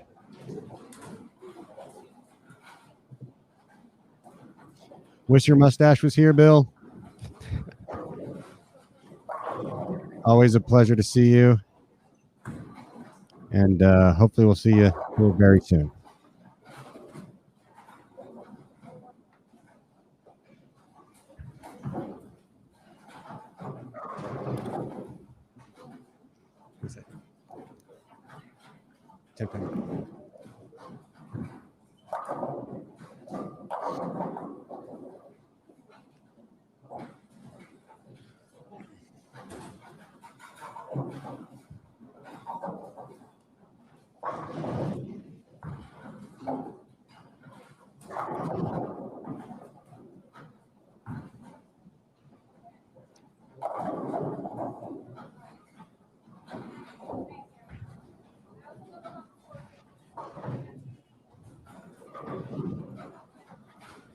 Once again, folks, stepladder finals quickly approaching here in Arlington, Texas for the Go Bowling Classic. Less than 9 2.5 p.m. hours away. That's right. 8 local time. 3 games left to go here. A fast and furious TV show setup. Have a quick pregame show before it all gets underway, with Hall of Famer Kelly Kulick joining us on the call.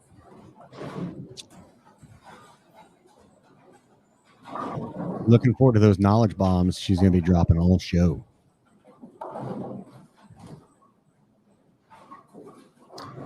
Wow, Daria Payop lost 50 to the show last game.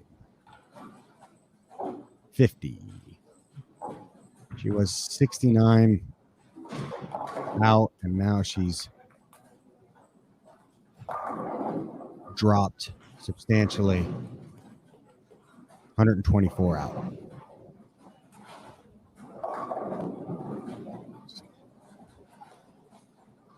This update, though, is one of the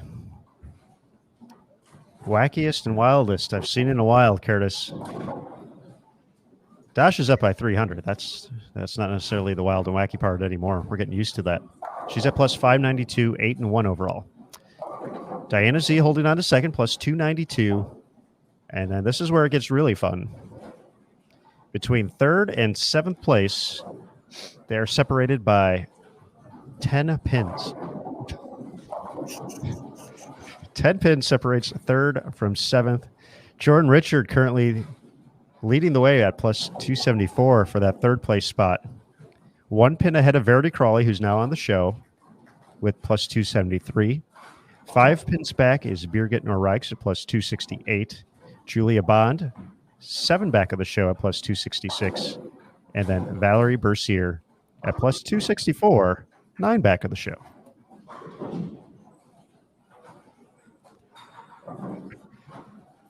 Unbelievable. It's funny. You want to talk about how important bonus pins are? That separates second from seventh right now. Look at the win-loss column and show me if you see a statistical or a trend when you look down that win-loss column. Absolutely. The 7 wins, the bonus pins right now, because when you look at the average, Dash is averaging nearly 220. So JT's stat from earlier still resonating. But when you look at who's second in average overall for this, of all these 12 competitors, it's Verity Crawley, who's in 4th place right now, 208.5. Diana is 4 pins below that at 204.5. And Jordan's 5 pins below that, 203.5. So taking advantage of the wins. Take those 30 pins, hold on to them, never let go. Keep them in your back pocket for the next event if you can. Yep. So important in this Never going to give you up. format. Never going to let you down. Never going to run around and hurt you. Did we just get rickrolled? Yes. Yes, you did. All of you. You're welcome. Good evening, Sam. Thanks for joining us.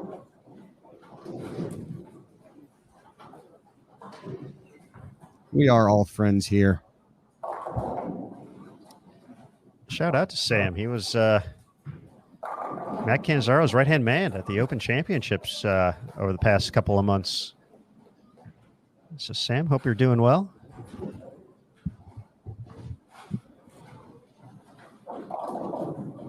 That's a tough job right there. Open Championships, running that many people. Thank you guys for doing that. It's a thankless job, typically. Because if you're doing the right job, nobody's noticing.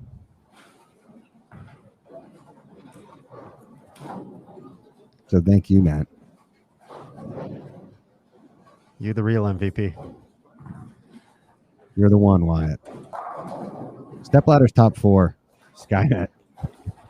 Uh-oh. I'm speechless right now. I don't even know where to go with this. The fact that four guys in this conversation, and two of them have worked with me at the Open Championships and are still around and want to come back. That's something. That says something. I don't know what it says, but mostly it probably says something about them. But I appreciate all you guys for that hard work and for the continued hard work, of course. Hey, Frank, Rocio just hasn't cut her heel down to size. That's really pretty much what it is.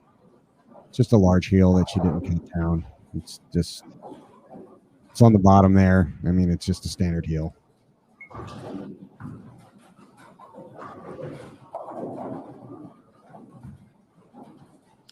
Jillian Martin also does the same thing. You beat me to it, Curtis. But yes, thank you, Matt. Your expert training and guidance has brought us all together.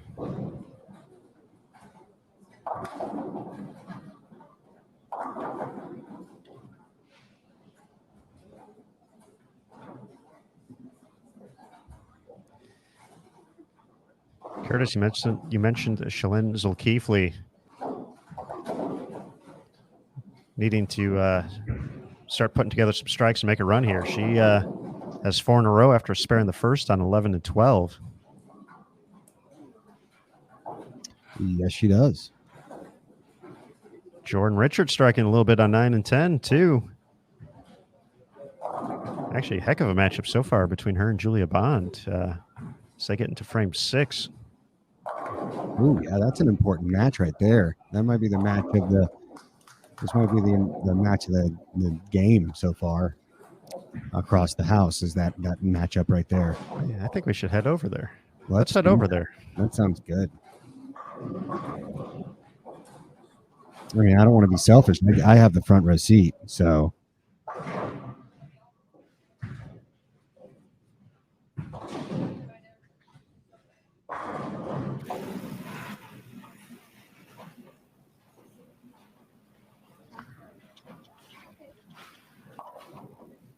All right, the changeover to 9 and 10. Jordan, strike, spare 4-bagger. Julia had matched the effort until the 6th frame there. Covers the spare. Got a little high on the head pin. Fun note, this will be the TV pair as well, coming up later tonight for the stepladder finals.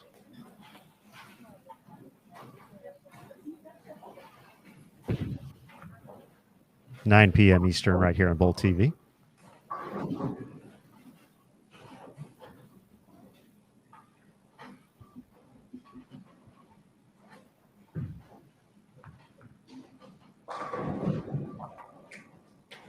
Wobbling 10-pin.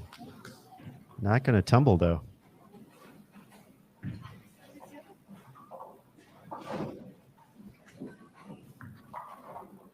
Through 3 games, players averaging better than 200 in this block.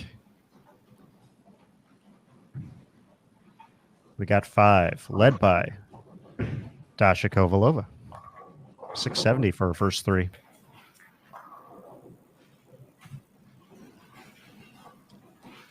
Ken in our chat says bowlers do a lot of weird things, many of them part of superstition. Are bowlers superstitious? I've never heard of bowlers being superstitious.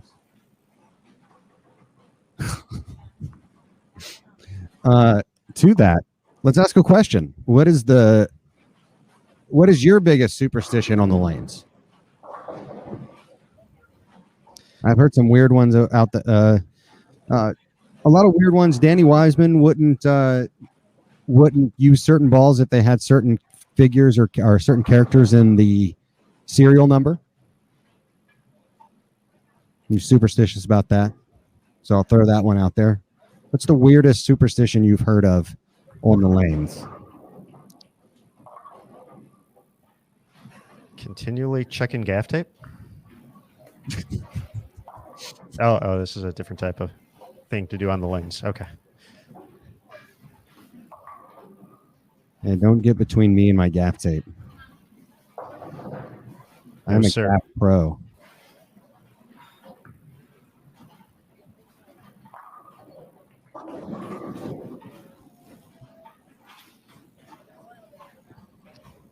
People who know me know I take two things very seriously, Aaron Smith.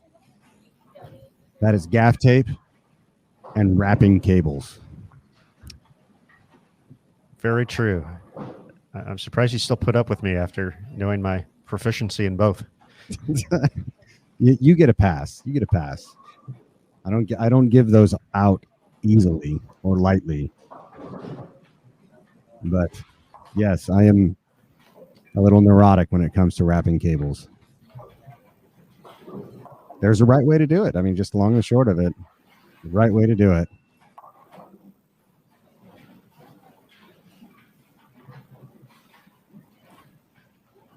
This is true. I've never figured it out because I see yours and then I see mine, and I wonder what on earth went wrong between point A and point B. We got a few folks mentioning not shooting next to splits, so heard that one a couple of times. They will sit back and let that person come up and bowl and finish that frame off. Don't want that bad mojo.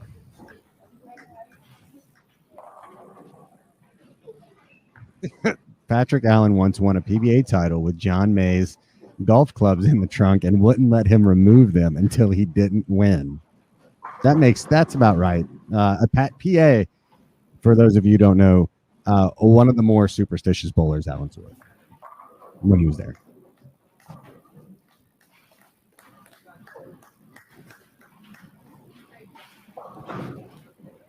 It's like the weird bowling version of Uncut Gems.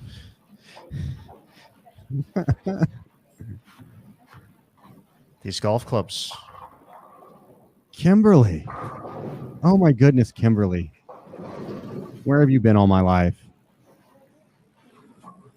You have to go back and forth in the wrap in a certain way so they don't accumulate a twist.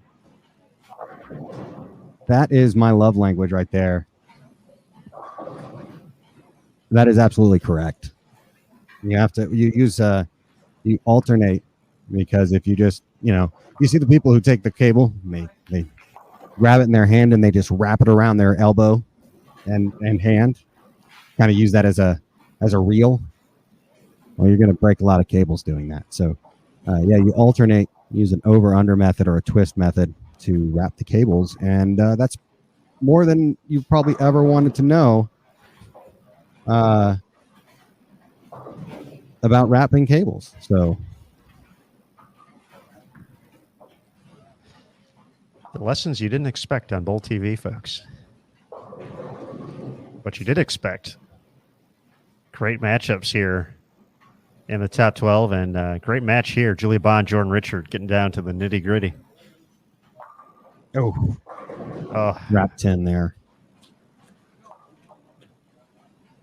Jordan Richard can max out at 250. It looks like 230 or 227 for Julia. So Jordan just needs to pretty much,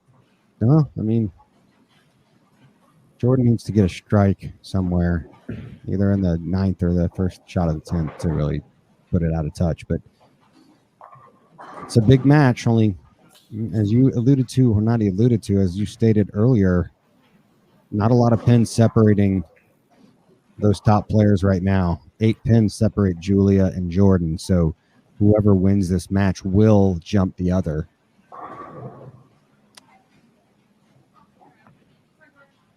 taking a look around the house. Verity Crawley, some struggles over on 3 and 4. She has 98 in the 7th, can get to 188. Lauren Pate in position to take that victory. Close matchup between Sydney Brummett and Diana Z heading into the 10th frame. Valerie Bercier still having some struggles. Both players on 5 and 6 struggling. As Jordan somehow leaves that 9 up there. She was a little high on the head pin there. It did kind of come in a little high. I mean, by no means was it a bad shot, but I mean, it's one of those things where maybe if she felt like she threw it good, you would definitely probably be making an adjustment, maybe a 1-and-1. To the left, parallel move.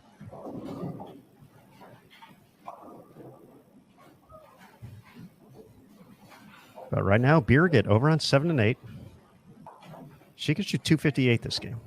So that's the one player kind of in this mix, along with this matchup right here. looking to make the biggest statement here in game 4. But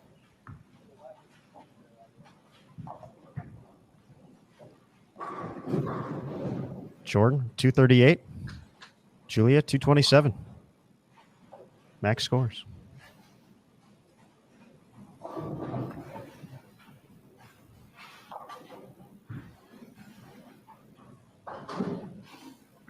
It's a big shot here for her.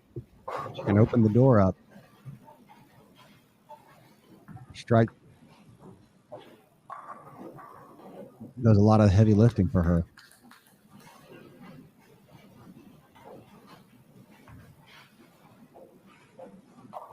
Yeah, that just never read. And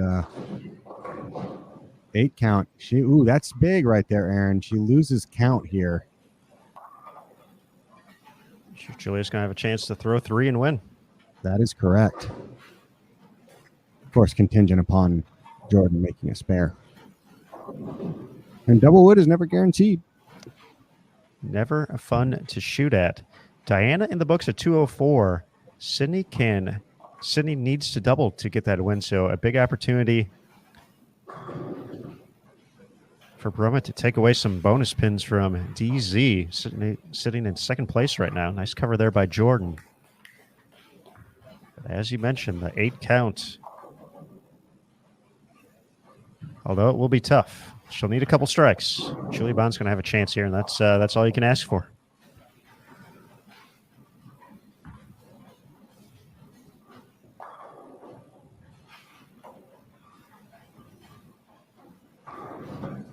It's a rough game for Valerie on 5 and 6 here. So she's going to have some work to do in these final 2 games.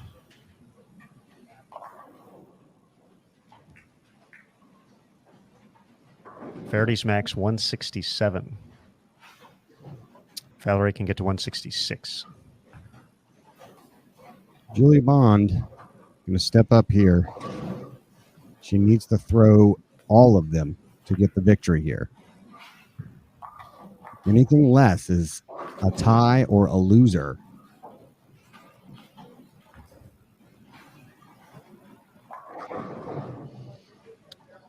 Julia is that type of bowler, though, that I really feel like throws the best shots when the most is on the line. And I expect nothing less from her every time she gets up in those big spots.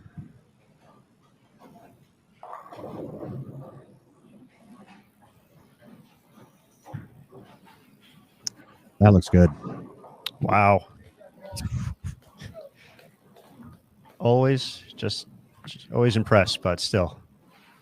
Wow. It just never gets old. No, it never doesn't. gets old to watch.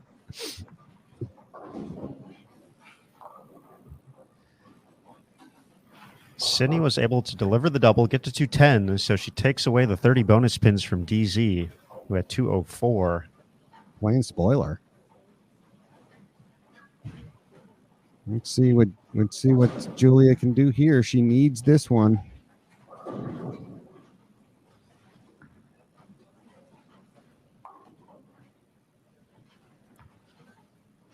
It's going to hold. Nope. Well, she'll walk away with a 2-teen. But those bonus pins going to J Rich.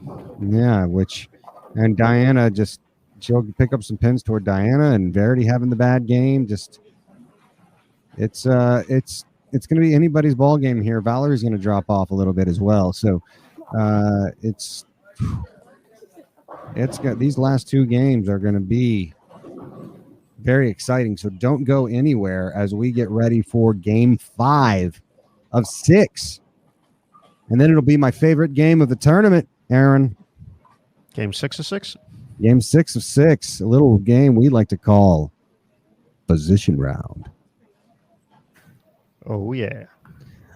Let's go.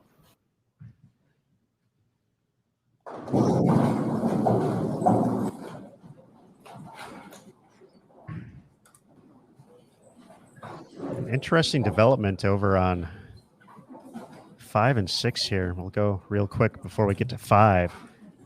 You see Birgit, 237. That's going to be a big win. So her and Jordan are going to be the big beneficiaries in game 4. 5 and 6, not fun to bowl on right now. And that open from Dasha, Valerie's going to have a chance to steal this game. Wow. 147. With a potentially a 160 and win. That would be huge for her to minimize this damage. So she just needs to keep it clean here, and she will walk away with the W.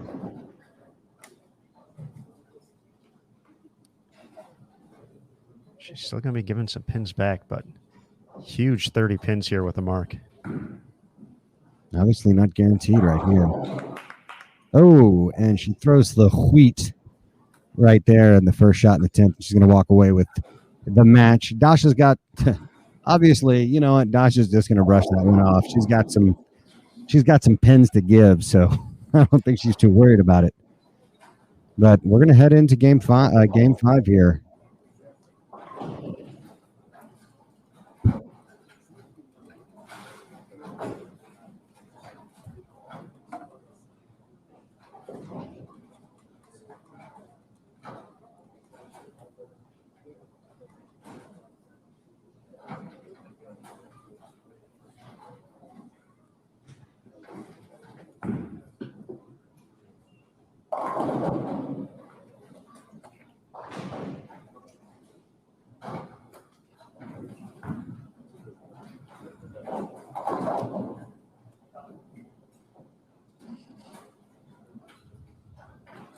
So we get our final shot here. Valerie's going to get the win in the 150s. Take home the extra 30 bonus pins. But looking ahead to game number 5, want to give a big shout out to RotoGrip. Everything the good folks at RotoGrip do is to put you in a position to dominate. They make equipment that makes you your best, because that's not your name up there next to your score. It's your reputation. Visit rotogrip.com to view their complete line of high-performance bowling balls. Big shout out to RotoGrip. They will be one of the companies also helping us out during the stepladder finals and giving away a bowling ball to one lucky Bowl TV viewer for RotoGrip here. It will be a bowling ball of choice. So anything from their current line, I would imagine, you could pick up and add to your arsenal just for watching Bowl TV. So be on the lookout for that a little bit later today. Stepladder finals, 9 p.m. Eastern. Go Bowling Classic right here on bowltv.com.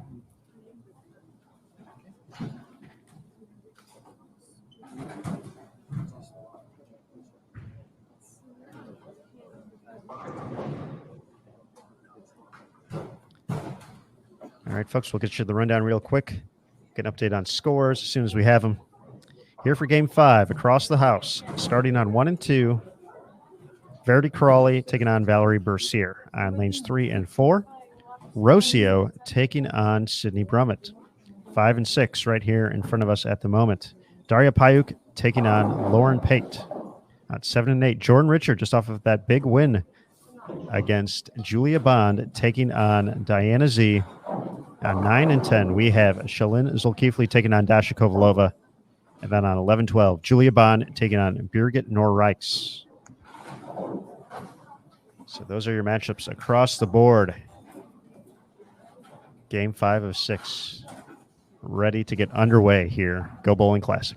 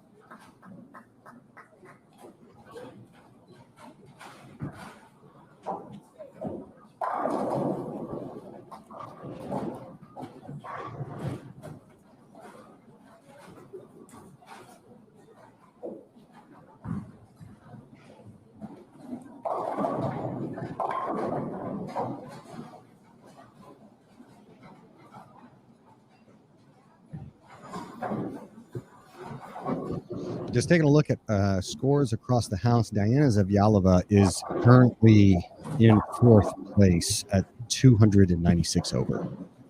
That puts Julia Bond in fifth place at 13 back of her at 283 over. And then from there, it is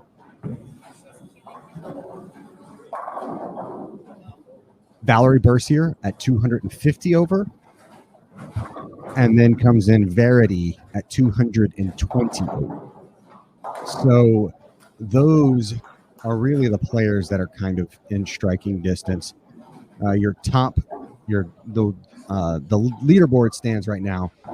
Diana Zavjalova, Birgit Norreitz, Jordan Richard, and then Diana Zavjalova. Only 5 pins separate Birgit and Jordan. And Jordan's sitting at 330 over. And Diana's at 296. So Diana and Jordan are bowling each other this game, as you can see here live on Bowl TV on our featured pair. So that's a big game right there. Birgit and Julia Bond are bowling each other on 11 and 12. And then Valerie Bercier and Verity Crawley are bowling each other on 1 and 2. So, Aaron, it's almost like a mini position round before the position round. It's a bonus position round. Yeah, they know I love it so much. They gave me another one. Bonus position round. Let's go. Let us go. Let us move along swiftly. Oh, come on, slap out that 5-pin. You always got to love when the 5-pin falls right.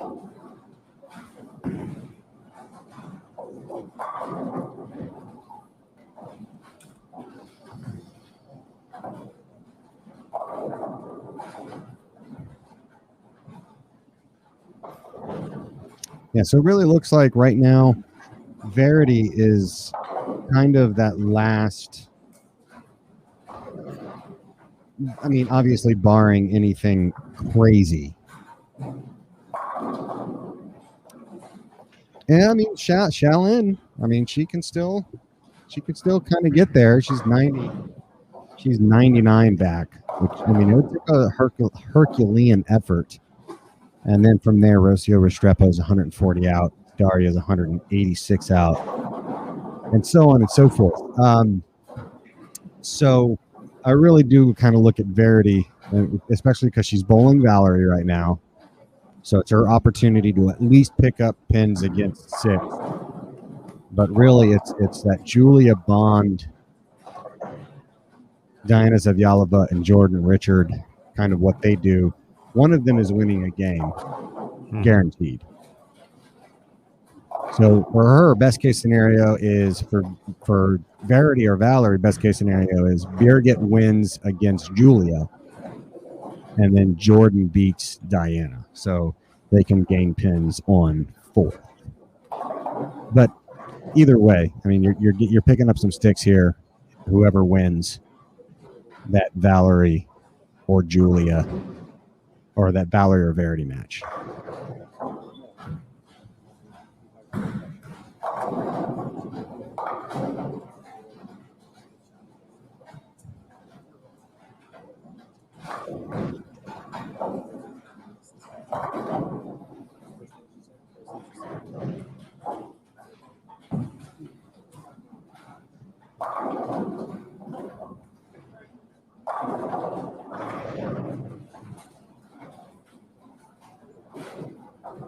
Yeah, the scores are coming in quick. Got to thank Tennille Milligan and Jillian Martin as well. Jillian's on the 1s and 2s, if you will, production term. Doing a great job running this tournament. They always do. a phenomenal job. So thank you, Tennille. Thank you for all you do. Tournament director isn't necessarily a job that gets a lot of the spotlight, but Major Milligan holds the fort down.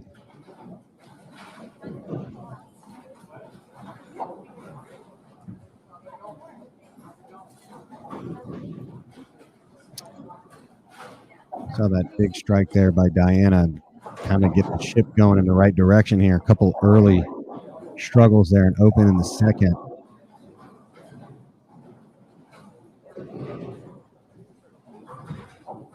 Taking a quick look at live scoring for some of those other matches we mentioned. Verity Crawley, early three-bagger against Valerie Bercier over on 1 and 2. Julia Bond and Birgit on 11 and 12. Birgit clean through 4. Julia was clean through 4, 3 out of 4 strikes, but an open in the 5th. Yeah, she left a 4-5. The old 4-5. How about that?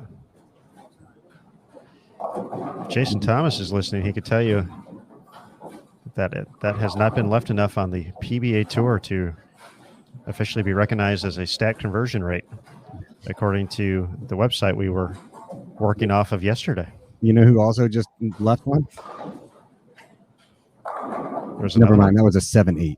Oh, okay. Valerie left. I thought it was another. I was going to say there.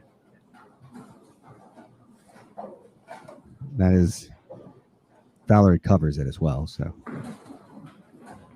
odd leave still nonetheless.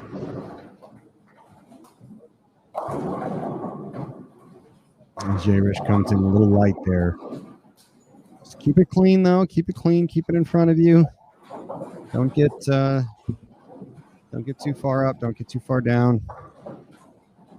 I will say I came back and Dasha looked a little frazzled after that game. Obviously, it's it's the worst game she's had in a while. She had a 150 game in that first block of match play. So, but other than that, those are the two outliers so far. She had literally 150 on the dot in her third game of the first block. But other than that, it was pretty much rainbows and kittens. 147 for her in the fourth game. And you see it again here with Dasha. Typically starts off really strong. And then that third and fourth game has played some trouble for her. Specifically that third game has really kind of been a tricky game for her in the transition. It was on the qualifying rounds. It has been for her in both these match play rounds. But after that, she usually makes a ball change, does something different, and she has made a ball change here.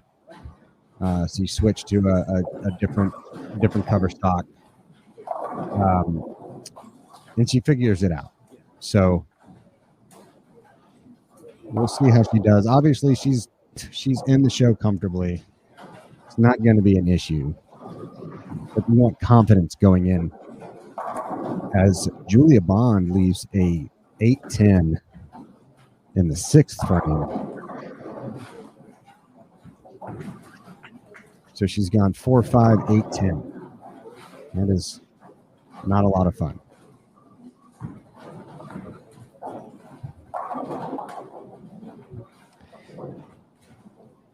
Curtis, I'm going to throw a question your way here. Quick note, though, Verity Crawley, front 5 in that matchup against Valerie Bercier now. In talking about that transition and kind of that part of the block where Dasha begins to see something and, that move is necessary, it's looking very likely she's going to be the top seed, so she's going to have to wait for her opportunity to get the bowl on the championship pair after a couple of games. How much you think that might play into the excitement this evening? Maybe, excitement might not be the right word for her if she's the one going through it, but as a thing to look out for, if that is, kind of on the approaching that time, when they start to get a little tricky for her. No, it's funny that you talk about that, because me and just bring up Tennille Milligan, we're talking about this. Behind closed doors, you always talk about, well, who do you think is going to make the show? And I'll say mine. I won't say hers, because that's her business. And I said, well, obviously Dasha's going to lead. And she asked me, do I think she's going to win? And I said, it's going to be tricky because of that particular reason right there, is that there's going to be a couple of games bowled before that on the pair, plus all the practice shots going down the lane as well. And all of a sudden you look at, that's going to emulate. I mean, that's going to be a game 3 or 4 transition. And so she's going to have to figure that out in order to take this thing home. So it's absolutely an area of concern for her. It's also something that they're game planning right now for. I guarantee you Chuck Gardner is talking with her about it and saying, hey, we need to get this figured out, because that is going to be the big hurdle that she has to overcome, is how do I play this transition?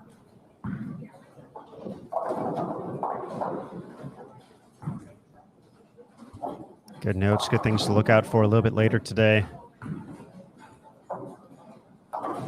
Some concern, however. Nice cover there by Lauren Pate, but potentially some concern in the DZ camp right now. 4 splits here in Game 5. This matchup against Jordan. 72 in the 6th. Yeah, that helps out a lot of players, especially Verity Crawley. She is the 4th position, and so Jordan's going to pick up pins, and then it looks like Birgit has things well in hand against Julia. As of right now, obviously that can change, but Julia can bowl max score 216. Birgit can still bowl a 278. So obviously she's putting things together.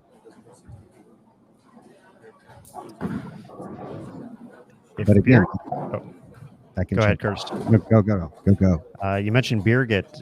If she throws a couple more strikes, and as I say that, I see the live scoring update with a split, unfortunately. I was going to say she might lock herself up in the show right here with 1 to go and be someone who can breathe a little bit easier going into that matchup. But that split makes things a little more tricky.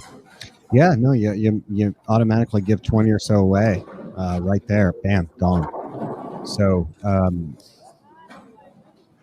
now it's a question of she actually gave that a run. 8-pin almost slid across the deck and took it out. She was hoping to close that out clean. She can now bowl 233. A little glimmer of hope here for Julia Bond. She's got to throw some big shots here. In order to reinsert herself in the conversation on this match. But obviously Diana having a rough game still keeps things interesting for Julia, even if she does not win this match. Mm-hmm. So we'll see. It's taking shape, but it's going to come down to the wire with these players.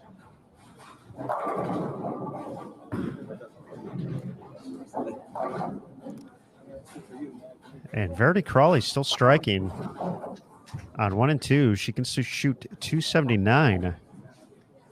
And as Jordan and Diana kind of struggle to get anything going this game. Verity, potentially the big mover in the mix here. It looks like she's well on pace to get the victory against Valerie Bercier, who now has a max score of 214. Yeah, that's a big open there for Valerie. Not what you need to do, obviously. So Verity's got that game well in hand. He's going to win that match. So you're looking at Verity picking up. I mean, she might actually get on the show right here, because Diana's obviously gonna fall out. Jordan's gonna kind of tread water there. She can still bowl 2-team, nothing great, but she's gonna bowl. She's gonna get the bonus pins. Julia Bond, she can bowl 2-0, probably not going to get the bonus pins here unless Birgit does something unsavory. So Valerie, though, she needs to focus, and she just needs to put her head down and try to bail this game out and keep herself in position to try to make a run at the show in the position round.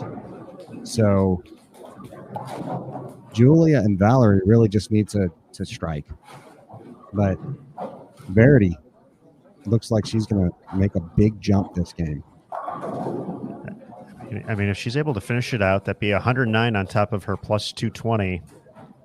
And she's right around plus 330. Then that's where Jordan's at in third place right now. And she's, potentially looking at some bonus pins, but not going anywhere. She could jump potentially all the way to third from seventh this game. Looks like she left a 2-pin in the 8th.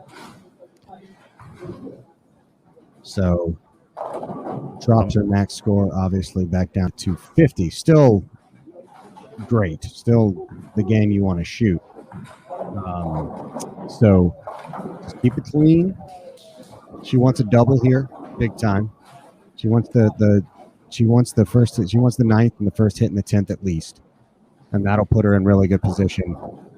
Birgit getting up in the 9th frame, comes in high, almost leaves a 4-9, but trips out the 9. So Birgit not gonna, she'll pick up some bonus pins most likely. Obviously, she needs to keep it clean. But you expect Birgit's really great at managing the pocket. She doesn't typically get herself in a lot of trouble. So, yeah, it looks like Julia's only going to pick up a few pins, and Diana's going to give away a lot of pins. So I feel like Verity will move in, barring anything extraordinary. Verity will move into the 4th position for this game.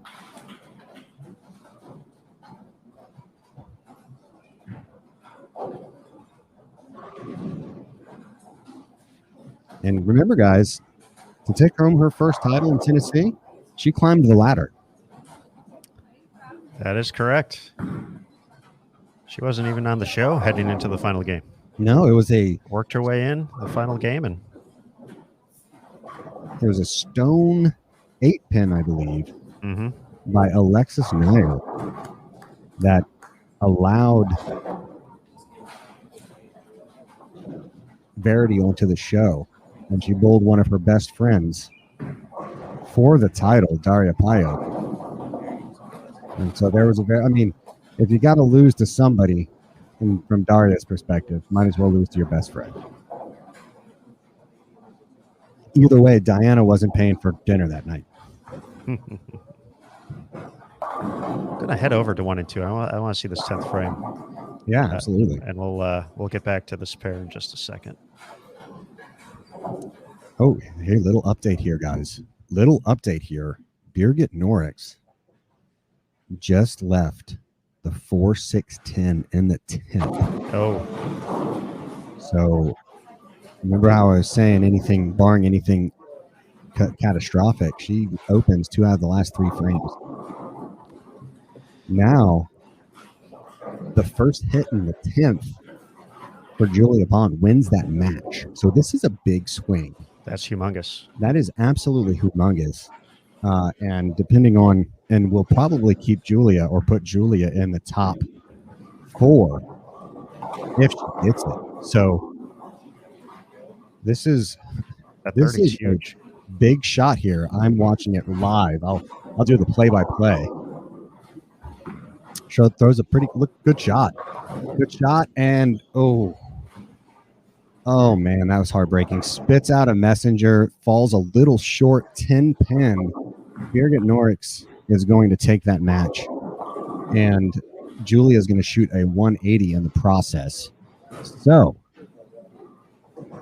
that means Verity has the opportunity to jump into the show right now. First strike in the 10th will do it. Jordan Richard is going to get the victory. She can still get to 200 if she strikes out in the 10th. DZ open in the 9th She can max out at 144 this game. That's devastating. That is absolutely devastating. And actually, so Julia Bond can bowl. She's going to give up 15. So as long as Verity stays clean, actually, she's going to move into the show. So she's going to bowl. Most likely, Julia's going to be fourth. I would imagine. Let's see here. Diana is going to drop. She's given 50 or 60 back, so she's going to be in the plus 230, 240 range. Valerie's given 30 back, so she's going to be 220. So it's still going to be Diana. So it looks like Jordan's going to bowl 2-0 and win. Birgit will stay ahead of her no matter what. Mm-hmm. So it looks like it's going to be Dasha versus Birgit, Jordan versus Julia, and then Diana versus Valerie. You forgot about Verity. Verity. No. Yeah, that is my bad. It's going to be Jordan versus Verity, and then it's going to be Julia versus Valerie.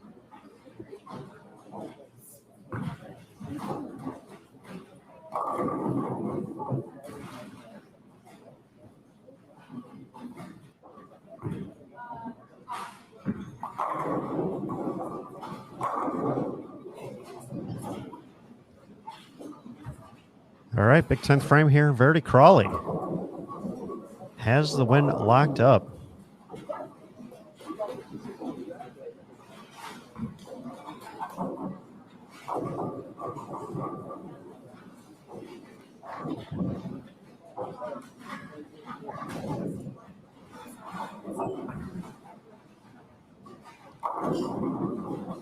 Little light mixer there. That's going to give her potentially 239, 69 pins, 89. So she needs to pick this up. And she'll be in fourth place. And that was the first opportunity for us to head over and watch for that game. And that one, she's still kind of keeping everything in front of her. And that one had some pepper on it. Yeah, she got a little firm with that. That could have been 210 easily. Yeah, absolutely. But she's happy to walk away with just the 2-pin there, and she'll most likely cover this very easily, and she does.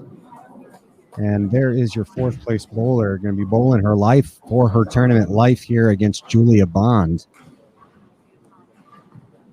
And we're going to take a break here in between the position round to calculate the final scores and get everybody seated correctly.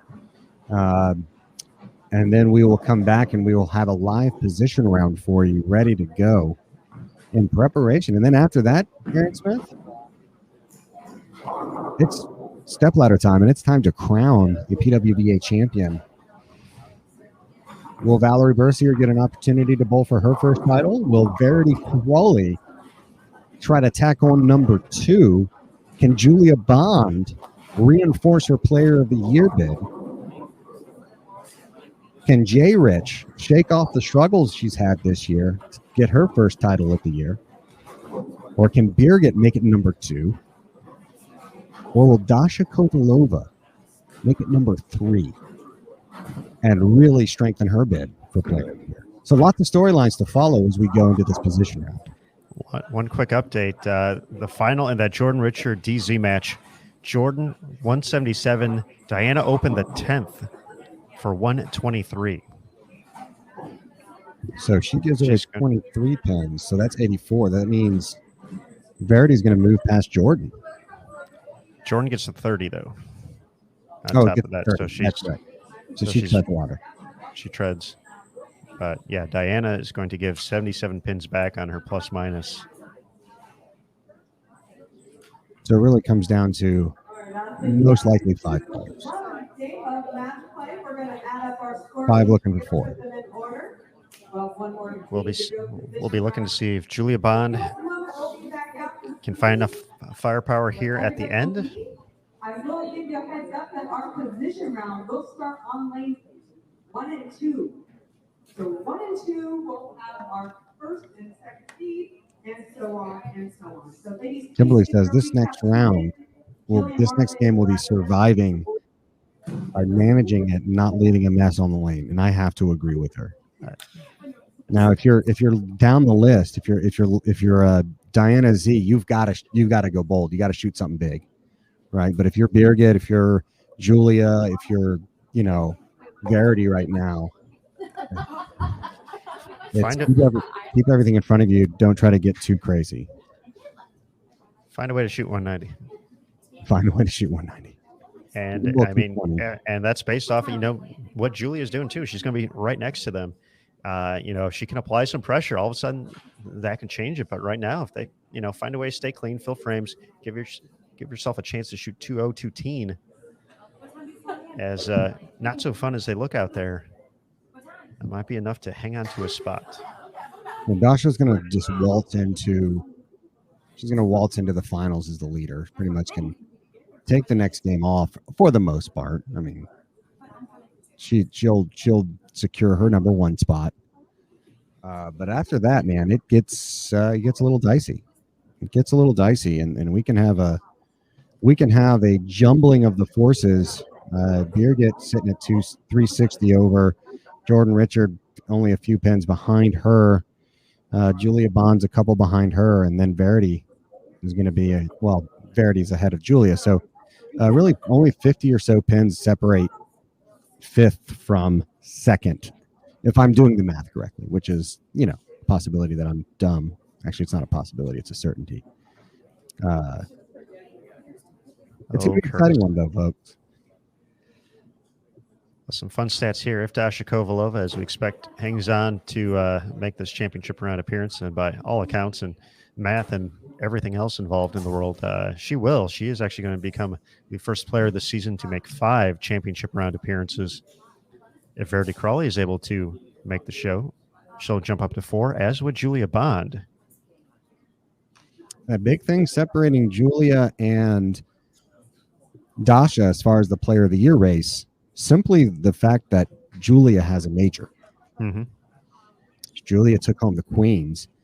But I don't know if you knew this, Aaron Smith, and I'm thinking you did, but we have one more major coming up this year. We do. Yes, we do. And if you subscribe to Bull TV right now, by paying that $9.99 or $9.95, whatever it is, you'll get to watch that U.S. Open live right here on Bull TV. And the Player of the Year match, the Player of the Year race might come down to that television show. So go over to Bull TV. If you're not a reoccurring subscriber, change over your subscription, get one going, be a part of this community. You're not going to regret it. I promise you.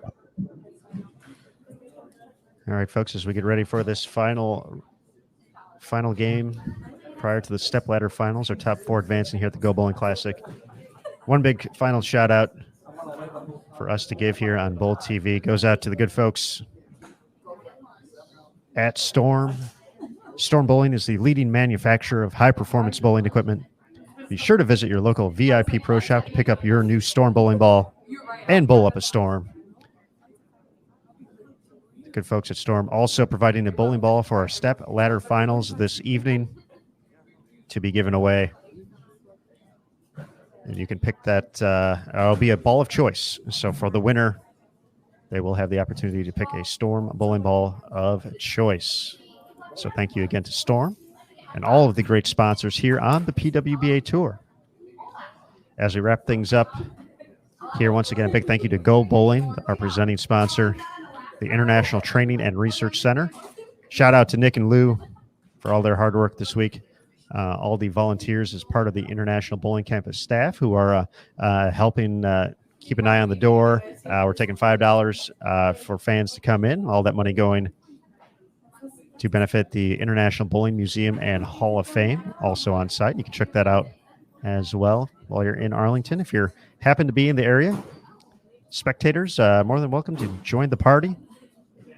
So you still got time. if you're close. And check out Stepladder Finals. You can see Matt Cannizzaro and Curtis Von Kruger down there. It's true. I'm going to be there. I'm headed down there shortly, as a matter of fact. Let's go.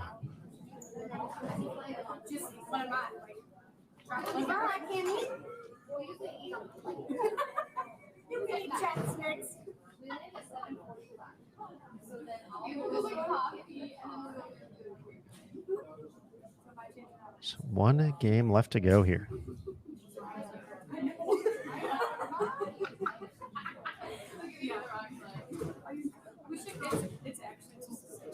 Are waiting for the official tally from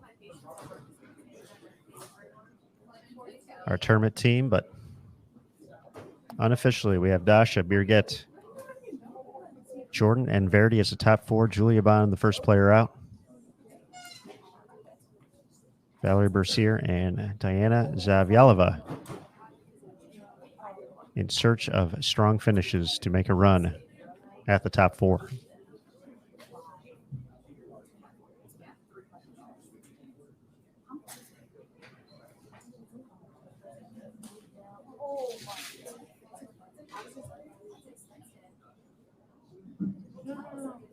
Taking a look at the stats for championship round appearances. Birgit would be looking to make her third stepladder of the season. Jordan would be her second. So you mentioned Julia and Verdi looking for their fourth. Dasha will be making her fifth stepladder finals appearance of the season. All right, ladies and gentlemen, our position round order here. On lanes 1 and 2, we have Dasha Kovalova, your tournament leader, versus Birgit Lorite. Birgit is at plus 364. On lanes 3 and 4, we have Jordan Richards versus Verity Crawley. On lanes 5 and 6, we have Julia Bond and Valerie Bercier. Julia Bond is just 20 pins out of our TV show. We also have on lanes 7 and 8, Diana Zavyalova versus Daria Payok. On lanes 9 and 10, Shaman Zukiki versus Rocio Restrepo. And on lanes 11 and 12, Lauren Kate versus Sydney Drummond. Ladies, please report to your pair. And you're going to get 5 minutes of warm-up on that pair before we go into our final match game. All right, folks, you heard the announcement there from Tennille Milligan, our tournament director and USBC Hall of Famer. We're going to have a 5-minute warm-up session as we get going here. So with that, to help prepare for this excitement,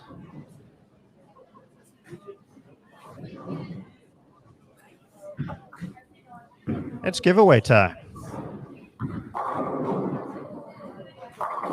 One final Bowl TV t-shirt is going to be up for grabs for one lucky Bowl TV viewer.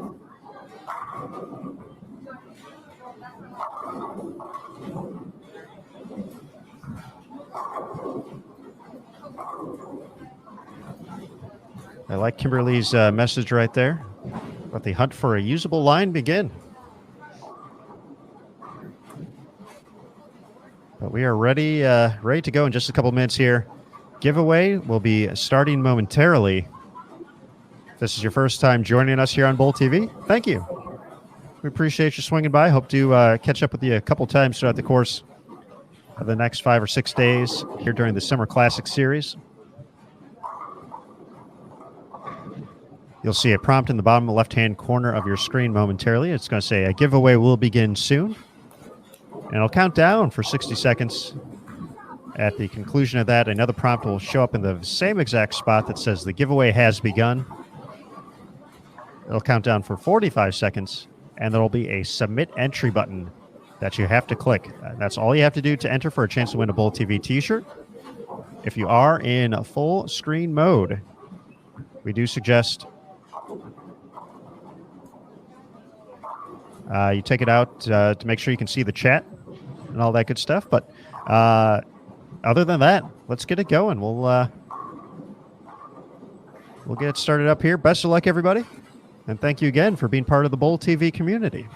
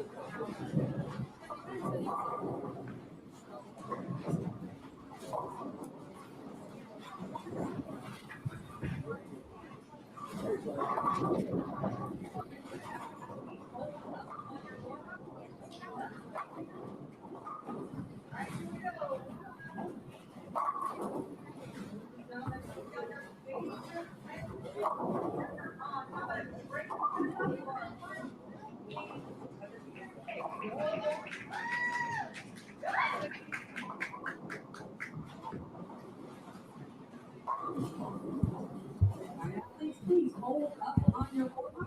Hold up. All right, here we go. Ladies and gentlemen, take out your favorite player this evening. Cheer her on. How about a great send-off for our final position game of the PWBA? Folks, the time is upon us. The time is nigh. We are here to in position round. Last opportunity for these bowlers to claw their way onto the show. Seems like obviously Dasha is pretty locked. Dasha is locked. Dasha is on the show. She's going to be the leader going into this show. But Birgit, Jordan, and Verity and Julia are very close together. Any of them, there can be a shuffling of positions from top to bottom there. So we will see what happens here.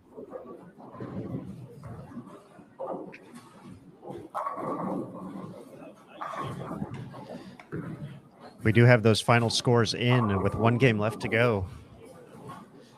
Dasha at plus 554. 190 pins ahead of Birgit at plus 364.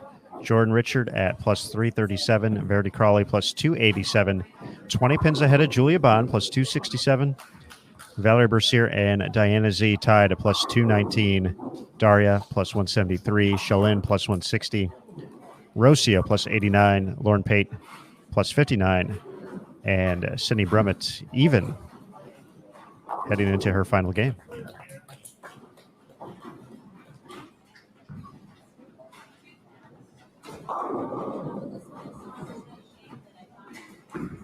Well, I give a shout out to Kayleen for winning the Bull TV t-shirt in the giveaway. So congratulations, Kayleen. And thank you for participating and being part of the Bull TV community. And thanks to everybody for taking part here today. Our marketing team will be reaching out to you in the next couple days to make sure that shirt is heading your way, right size, and all the good stuff. So be on the lookout for that email.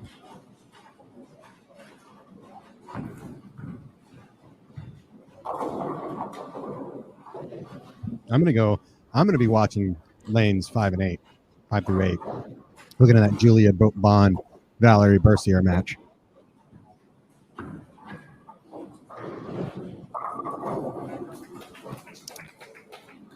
We'll be going back and forth as the storyline develops even further.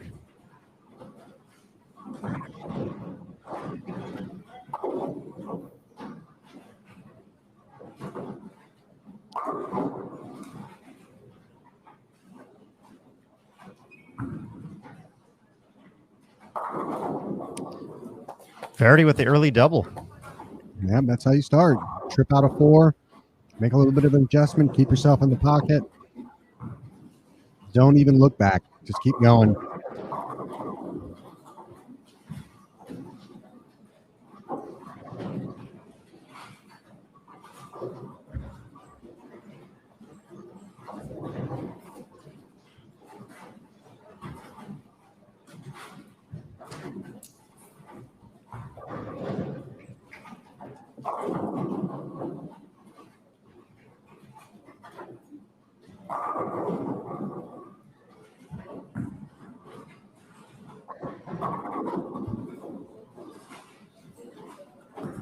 I don't want to say Valerie looks defeated. I don't like to use that word. She's such a tough competitor, but she definitely does not look comfortable out there.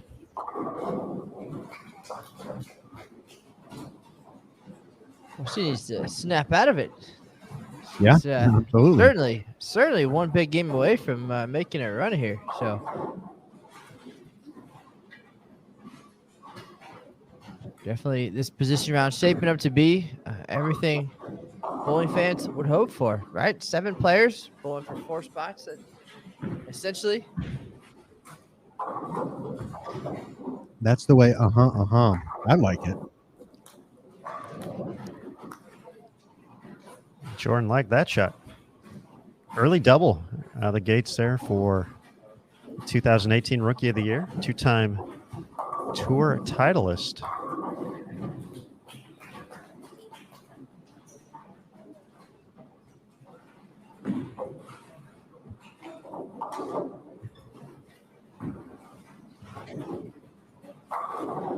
There you go.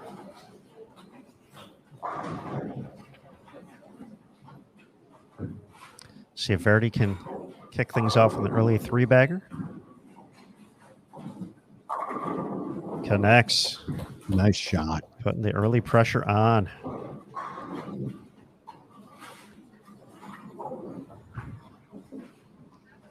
DZ early 3-bagger. Looking for a big comeback after the 120 game. Julia Bond started with a spare strike in the second.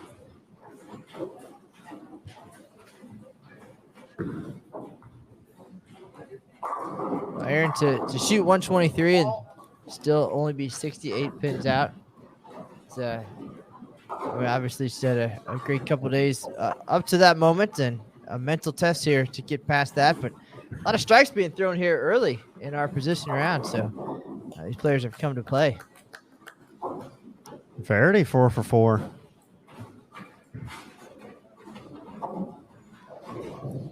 So there's a little bit of a cliff here, right?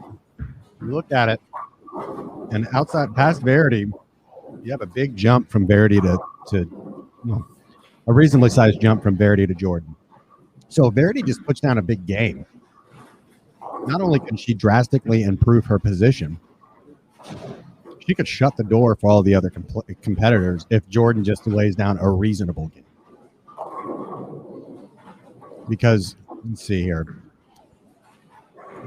Julia is at 267, while Jordan is at 337. So, quick math there, that's 70 pins, right? Mm-hmm. So that means if Jordan loses the match, Julia would have to beat her by 41 sticks to make the show. Now, obviously, if Verity loses the match, that is a different story. Much different. And then Birgit looks like she's pretty much going to stay or run away with it. Not run away with it, but she's pretty safely on the show. But Jordan, she can just secure her spot here by just not looking back. Even if Verity wins here, if Jordan puts up a good game, then there's not much that other players can do. Jordan doing just that right now, 4 in a row. Just again looking for her second show of the season. Made a run at 300 in that first appearance back at the BVL Open to advance to the title match, but BVL Open was Stephanie Zavala's week, and she was able to seal the deal in the championship round to get the win. Oh. First hiccup from Verity. Yeah, that's not what you want to do there. I wonder how she's going to attack this. Is she going to deflect it like Birgit did earlier, or is she going to go for the left side of the head pin, try to send the head pin and the over there and take out the 6 of the 10? We'll see. Big strike there from Dasha. She looks like she's getting some comfort there, and this is just a tune-up match for her. Julia 2-4-5 in the fourth after the double.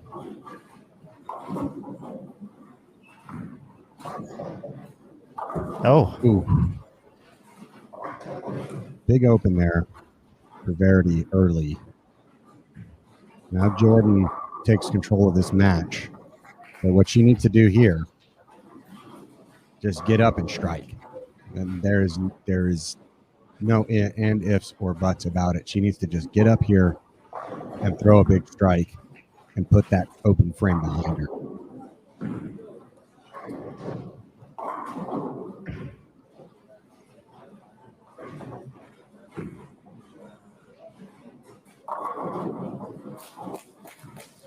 Birgit making sure she takes care of business in her match. We're on a 4-bagger here. Let's see what Verity does.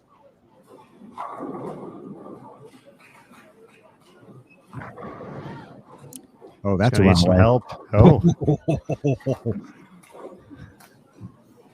Hey, every path to victory comes with a little bit of luck. It all evens out in the end, they say. You get some bad breaks, you get some good ones. And that was a good break in a key spot.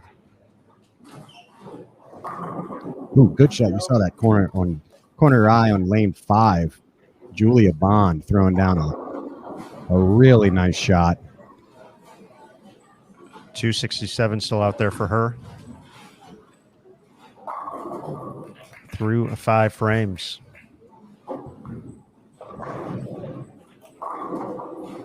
Yeah, so say Verity and Julia both win their matches, right? Oh. Jay Rich going to give a little back here with the 810, but go ahead. They both win their matches. Verity's at 87. Julia's at 67. So Julia needs to beat whatever Verity does by 21 sticks. So Verity right now can shoot 264, and Julia can shoot, looks like 267. So this is then neither player can look back. Neither player can take break. They both have to just send strikes to the wall as Jordan Richard gives up some there, and that's a big turn of events right there. And remember, Jordan is in significant. Julia needs to beat Jordan by 41 sticks and have Jordan lose in order to overtake Jordan.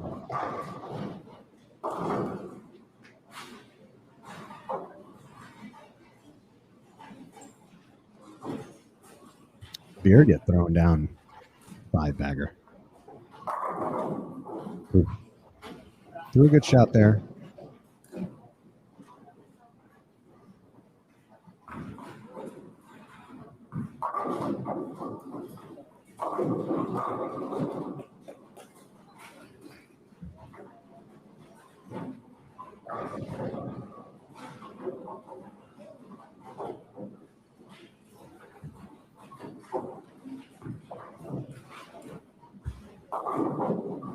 Julia with a not the best lead right there, 4-7-10. Ooh. So things starting to get a little desperate actually at this point. Let's just be honest. That's a bad spot to be in now, especially if Verity and Jordan just keep striking. It looks like she's going to get 2 and just step away with counts. And now Julia can bowl. Do the quick math here.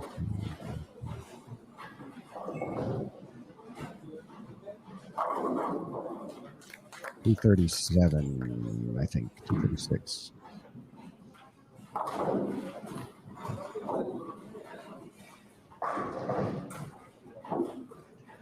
$235. That's right.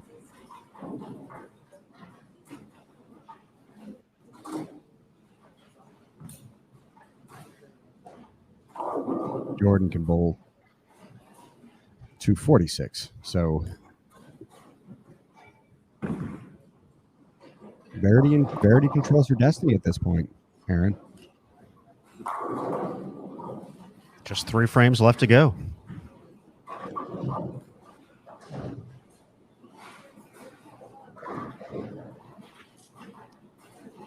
And it's going to take a second reset here. I like that. No reason to rush anything at this moment. Absolutely not. You can ill afford a misstep at this point.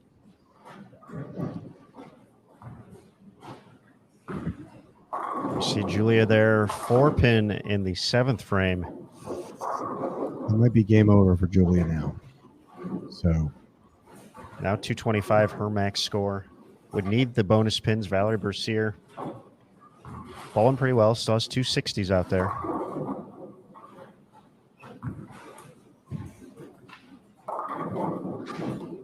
Okay. No double wood there. 8 count for Verity. 240 still in play for Verity.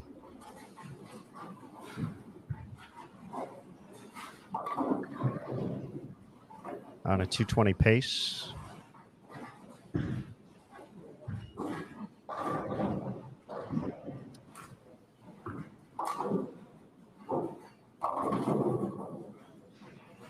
Valerie shoots 266, wins the match, gains a 96. Let's see. Oh, 10 pin. Ouch. So 75. Oh. Chop from Verity. Open in the 8th. Okay. A 230 max now for Verity. And gives Jordan the opportunity to take control of this match and surge ahead.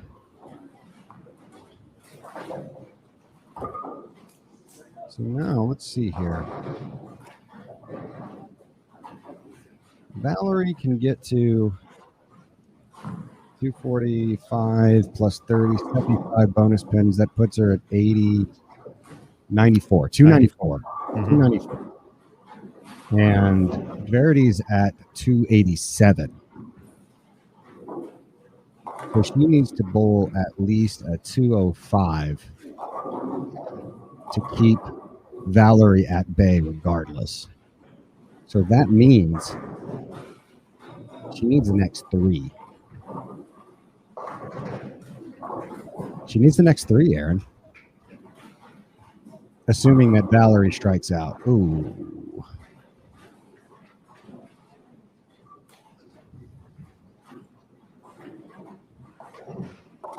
$234 now possible for Valerie. So it's 64 pins, 83. So still anybody's match.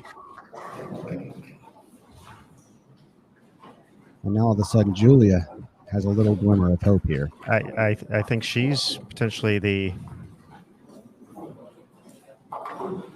one who should be scaring Verity the most right now. Absolutely. She still can get to 322 if she's able to strike out and get the victory. Verity doesn't look like she's going to get the 30 here. Ooh. But responds with a fantastic shot.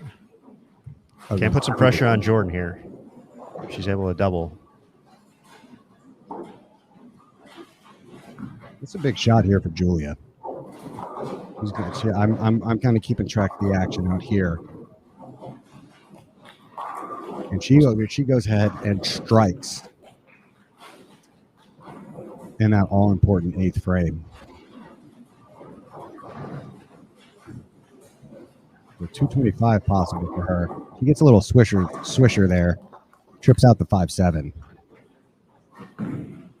So she's getting up in the 9th frame with 225 on the table and the match victory potential if Valerie doesn't do it.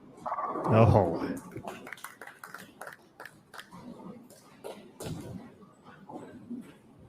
That's a big shot from Verity. So if Verity gets all 3, she's at plus 317 regardless of what happens. So that means Julia would have to strike out and win, and then hope Jordan gets the first hit in the 10th.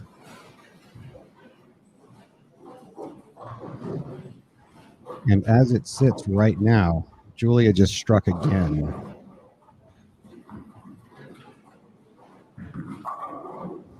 Laying down that ever important strike in the 9th.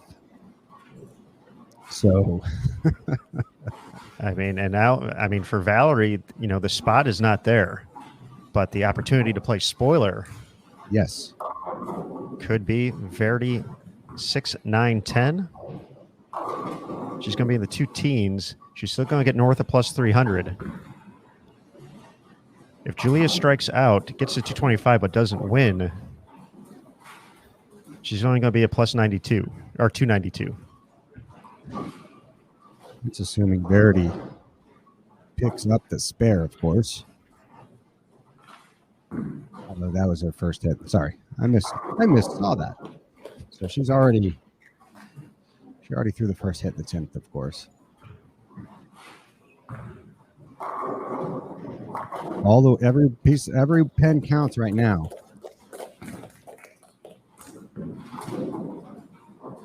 So she's going to be at plus 304. 304. That means Julia needs the win. Needs the win. However, needs the win. if Jordan doesn't strike here, Verity gets the 30. Well, not quite. Not quite. She doesn't get the mark. Ooh, Valerie just crossed over and struck for a Brooklyn in the first hit in the 10th. And that was pretty devastating. That strike for Jordan is going to deny Verity the 30. So Verity is not going to win this game. So let's If Valerie gets this strike right here, it's over for Julia. That's what it comes down to. For the most, actually, no. I mean, obviously, Verity's. No, yeah, it's over for Julia if Valerie gets the strike here.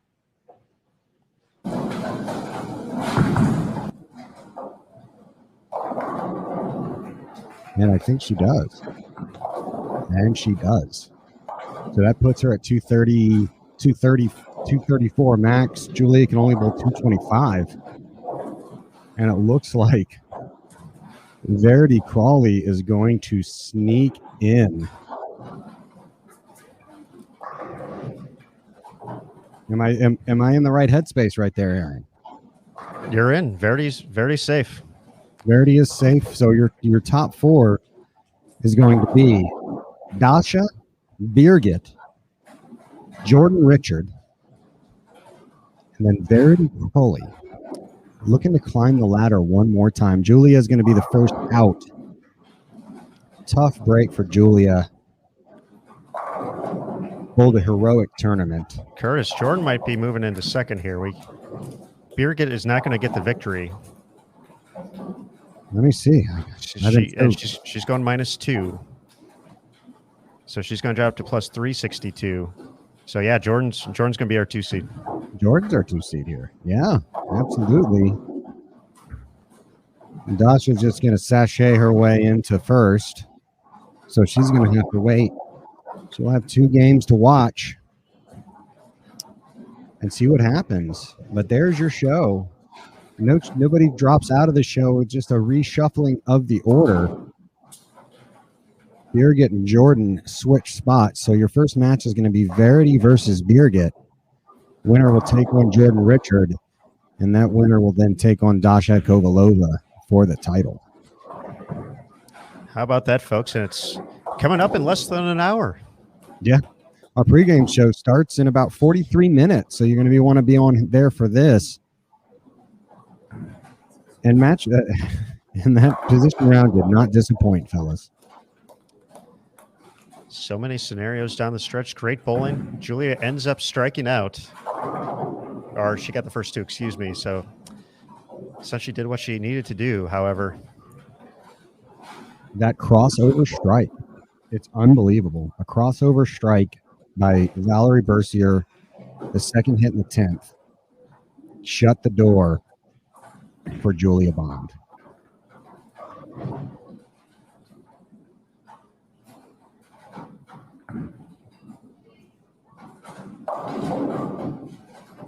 All right, Aaron. As you may know, Logan, the stepladder starts at 9 p.m. Eastern time, 8 p.m. local time here in DFW. So that's about 57 minutes away. Our pregame show starts in about 42 minutes. So come on, let's do this. Aaron, I've got to go. I've got to take care of a couple of things before we get to the stepladder taken. I'm going to let you do that, Curtis. So go ahead, enjoy. Thank you for everything so far, and we look forward to seeing you on the show. Absolutely. Thank you, guys. All right, everybody. Curtis Von Kruger down at the ITRC. I'm curious if let's check live scoring here. I still hear bowling happening. According to live scoring, though, looks like it's all said and done. So we will probably have a very quick announcement here of our top 4 competitors. Let's make sure everything's official. All right, ladies and gentlemen, it's my pleasure to introduce to you the top 4 for the PWBA Go Bowling Classic Stepladder Finals. Our number 4 seed from England is going to be Verity Crawley. Our opponent in the opening match, our number 3 seed from Germany, Birgit Norek. The winner of that match will face our number 2 qualifier from Maumee, Ohio, Jordan Richard. And the winner of that match will face our tournament leader from Ukraine, Dasha Kovalova. Both fans in your top 4 times for the live OTV Stepladder Finals of the PWBA Go Bowling Classic. How about another big round of applause for all of the competitors? On behalf of the entire afternoon today and your support of the PWBA Tour. We're going to make sure that you all have a seat for our live step ladder final starting at 8 o'clock. But in the meantime, we're going to ask everybody to please clear out of the All right, bowling area fans, and there's come our out top to the four. lobby as We're we going back to the Bowl TV studio here. Matt Cannizzaro, Aaron Smith, wrapping things up here. As Curtis said, we got the quick turnaround to the stepladder final. It's going to be in less than an hour. Practice will be wrapped up. The competitors will be good to go. The fans will be set. The stage will be lit and ready to go, and we'll be ready to bring it to you on Bowl TV. Matt, power-packed top four here for the Go Bowling Classic. Well, as you said, it's going to be lit, but I don't think that's how you meant it. But Well would played. you expect anything less? I mean, the talent in this field, 56 players, it was going to be a good show no matter what. Great international representation, so many good storylines. Looking forward to it. As you know, I'll be headed down to the ITRC to see it all in person. I've just been keeping the chair warm all day for the Hall of Famer, Kelly Kulik. Should be coming in, joining you in person in the studio. So I'll have the headphones in. I'll be listening for all that great insight for both of you to have, and cannot wait to see whose day it is at the ITRC. Well said, Matt. We'll be looking forward to Kelly joining us here in just a little bit. Once again, the pregame show scheduled to start about 15 minutes before. So we'll just kind of take a look at the numbers, look at the stats. Kelly will give her insight on this 43-foot condition, and we'll be ready to go from there to crown our first champion here at the Summer Classic Series at the Go Bowling Classic. So big thank you, as always, to the USBC and the BPWA for their continued support of the PWBA Tour and their board of directors as well. We have Kegel, the official lane maintenance provider of the PWBA Tour. Shout out to Bill for hopping on in the chat, saying hello as well. One of the great representatives out there every week helping us on the PWBA Tour.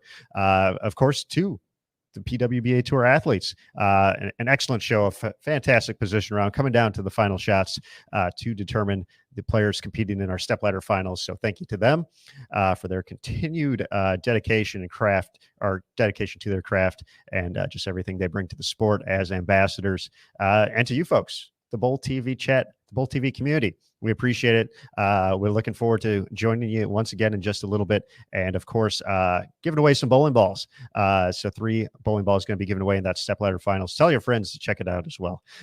So right now for Go Bowling, our presenting sponsor, the International Training and Research Center, their staff, our PWBA Tour staff as well. Finally, the Bowl TV team, Curtis Von Kruger, Jason Thomas, Matt Cannizzaro. There he is, folks. I'm Aaron Smith. We'll see you in just a little bit for the finals of the Go Bowling Classic. And remember, on Bowl TV, bowling lives here. We'll see you soon, folks.